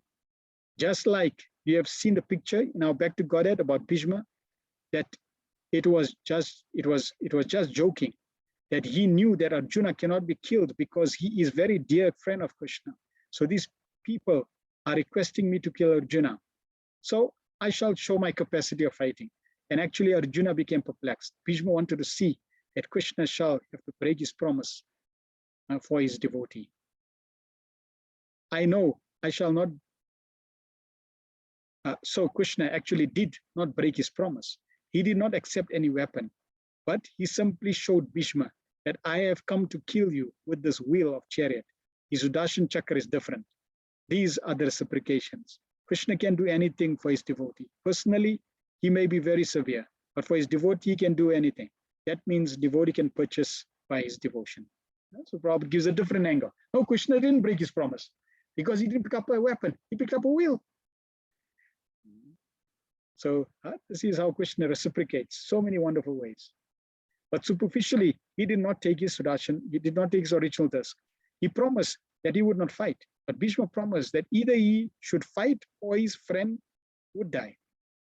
So therefore he prepared to fight. But superficially, he did not take up his original task. He took only a broken wheel of the chariot, and taking it, he was going to kill Bhishma just to show him, you promised that I would fight. So now I have taken this fighting weapon.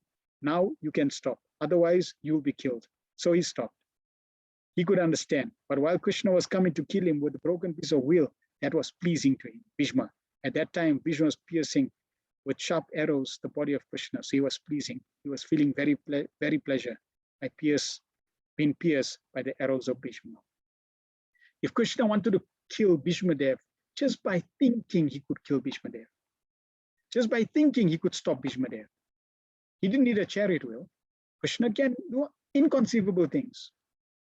But out of pastime, loving exchange, Krishna picked up a wheel. So he was exchanging loving relation with Bhishma Dev. Bhishma Dev was shooting arrows. he was seeing this. So it was actually giving both great pleasure. So the leader and the servant engaging in beautiful rasa. He was not thinking of Krishna with flute. So bhakti transaction, there are many kinds of bhakti transaction. And at the time of Bhishma's death, he was thinking of Krishna. In his fighting spirit, he was coming to kill him. That is in Bhishma's prayers. There it is in the Bhagavatam.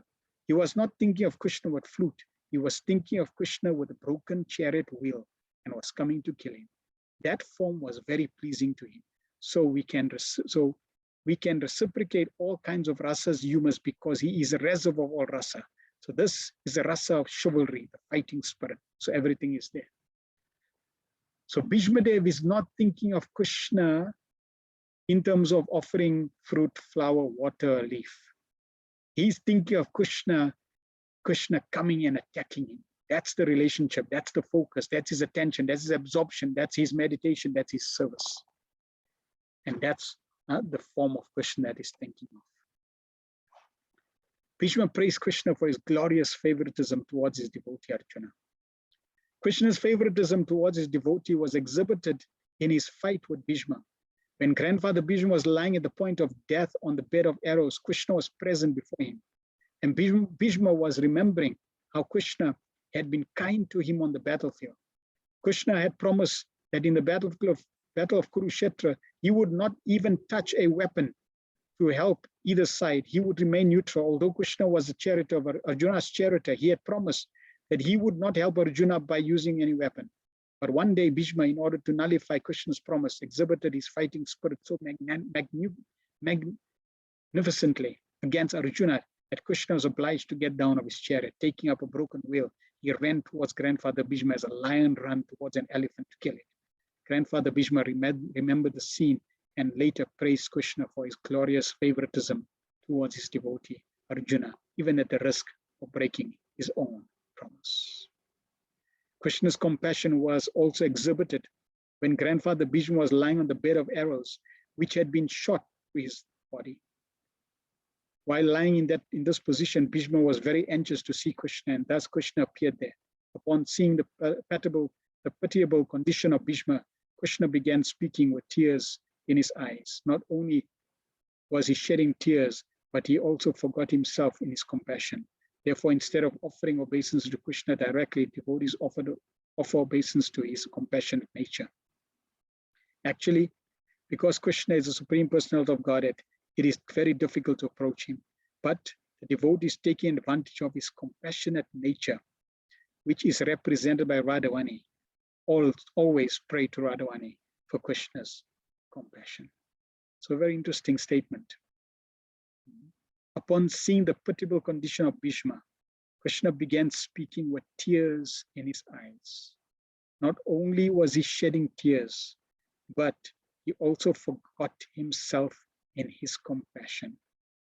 Therefore, instead of offering obeisances to Krishna directly, the devotees offer obeisances to his compassionate nature.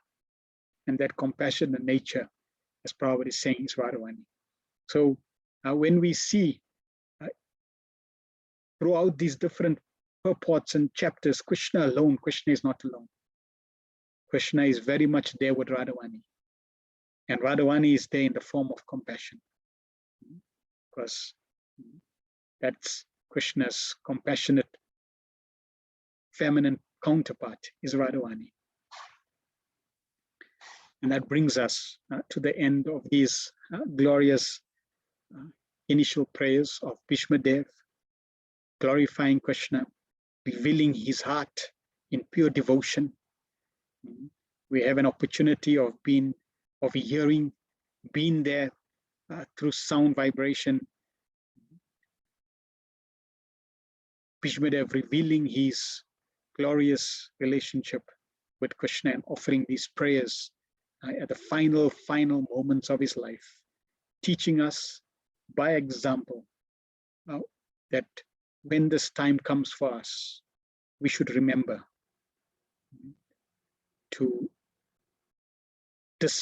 detract our attention, our focus completely from everything else, from all our relationships, from all our activities, and simply focus put one pointed attention on the Supreme Personality of Godhead, Krishna, either by absorbing our mind on any of the favorite pastimes, favorite incidents, like Bhishmadev is sharing right now he's sharing his favorite episodes, incidents with Krishna, for him to meditate. So we may have that, or if not, our dearmost eternal companion, the Hare Krishna mantra. Pantaraj Srimad Bhagavatam ki jai, Srila Prabhupada ki jai, Nitai Gopranande. Any questions or comments anyone has, please type in the chat and share. While the devotees are sharing and typing, next week there won't be any class since it's Ramayan week, appearance of Lord Ramachandra, and I'll be doing a talk at Senton Temple from 3 to 5, so I'll be there. And that's on Saturday, and on Sunday, I'll be at Len's Temple doing 2 sessions on the lessons, on life lessons from Ramayan. So you're all most welcome to attend either Senton or Len's or any other temple to honor and celebrate the appearance of Lord Ramachandra, Shri Ram Navami Mahatma Sab Ki Jai. So anybody has any questions or comments, please share.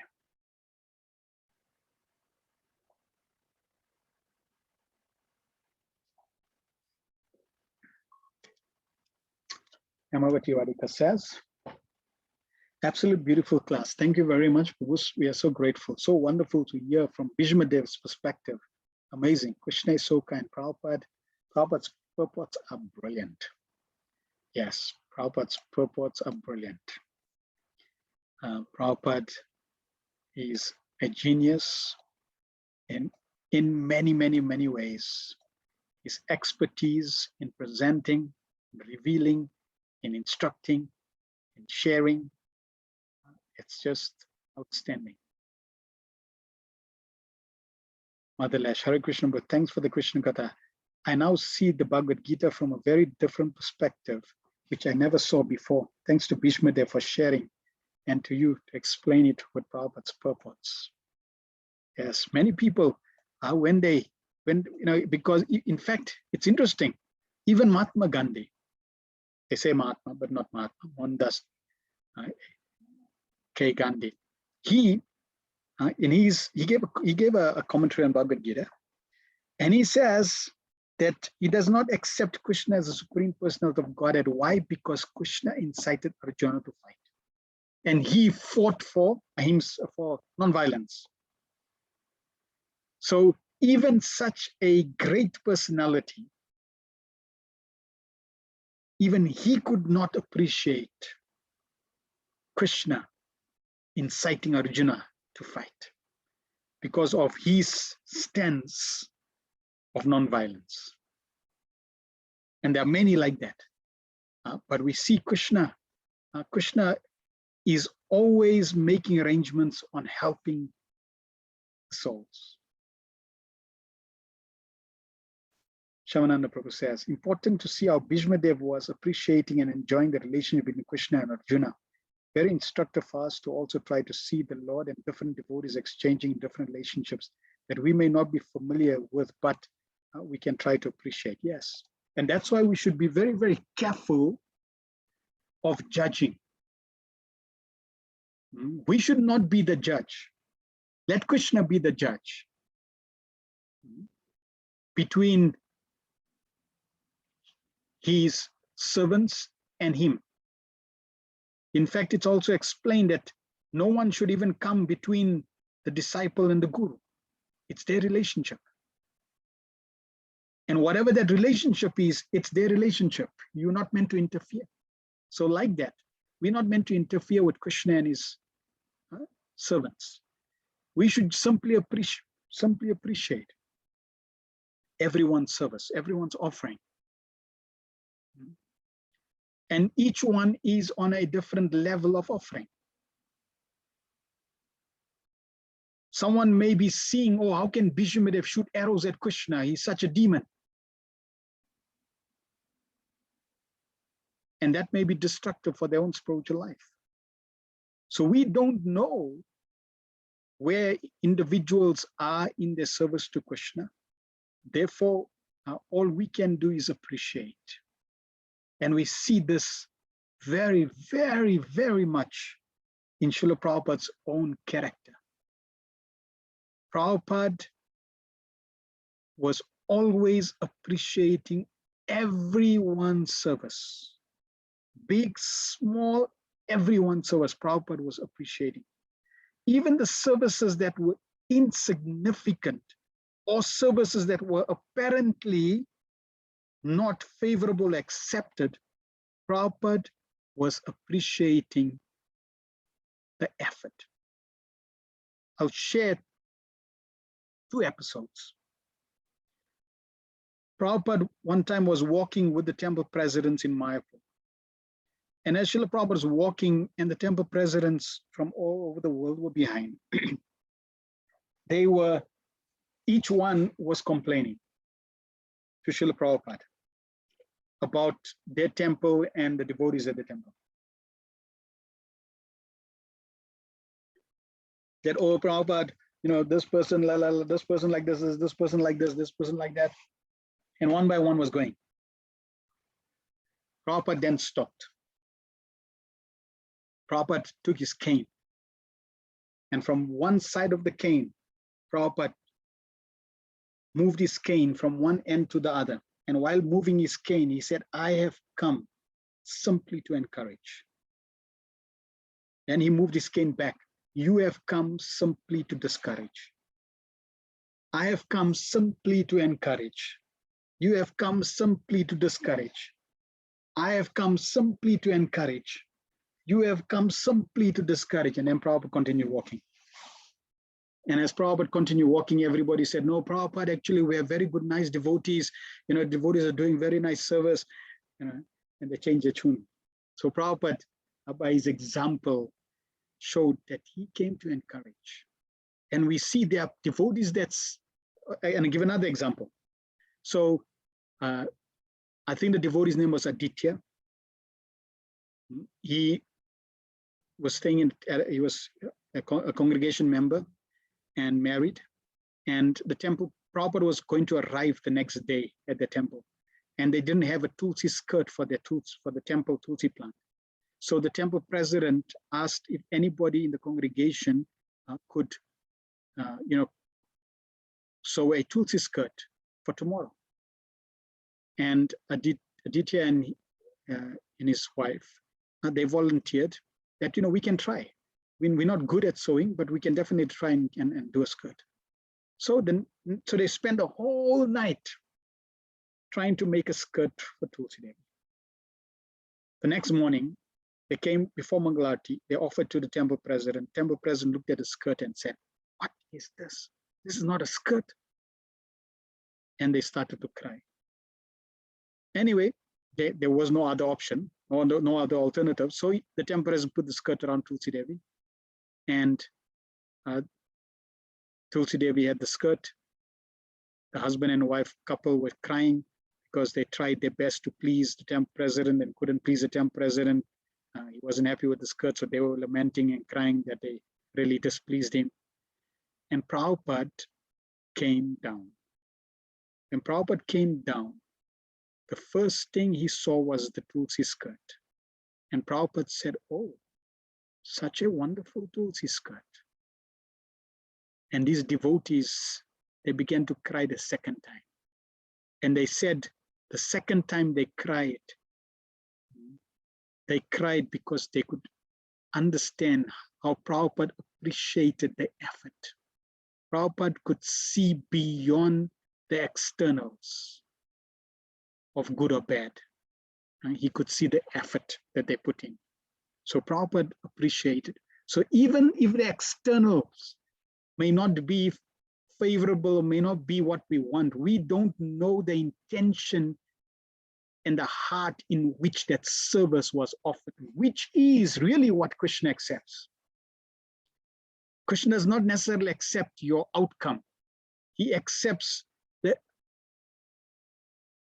heart in which you offered that service. And that is what Prabhupada appreciated and accepted. So yes, we should try to see like that. Rasaraj Prabhu says, we can appreciate bhakti transaction. Yes, bhakti transaction. You can offer rose, you can offer arrows. And if somebody is offering arrows, don't criticize them, because you don't know. There may be great pure devotees that Krishna is relating with them and exchanging with them. And you can extend that in so many ways. Like sometimes you get, devotees, aspiring devotees, or we don't know who they are, but I'm saying aspiring devotees. They may be great pure devotees, and there may be so many challenges, so many difficulties that they're creating. And you don't know the rasa, the relationships that's there, why that's there. Is it arranged by Krishna? Is it orchestrated by Krishna? And because we don't know, then we should be very careful not to take sides. Viresh Prabhu. Hare Krishna Prabhuji. How to understand the significance of Bhishma's ignorance of his position of servitorship, even though the Lord received it so? Bhakti transaction concepts among that which stood out from your class, a rose or arrow. So, see, you are thinking that he's ignorant of his position, right? He's not ignorant of his position, because if he was ignorant of his position, he would not be glorifying Krishna in these prayers. If he was ignorant of his position, he would definitely not be in the Bhagavatam as a pure devotee, as a Mahajan. So Bhishma Dev is a Mahajan, eternally elaborated pure devotee of the Lord, like Arjuna. Arjuna was placed into illusion to foul benefit. Bhishma Dev is in his right position, serving Krishna in the right devotional attitude, in the right devotional process, with the right devotional offerings.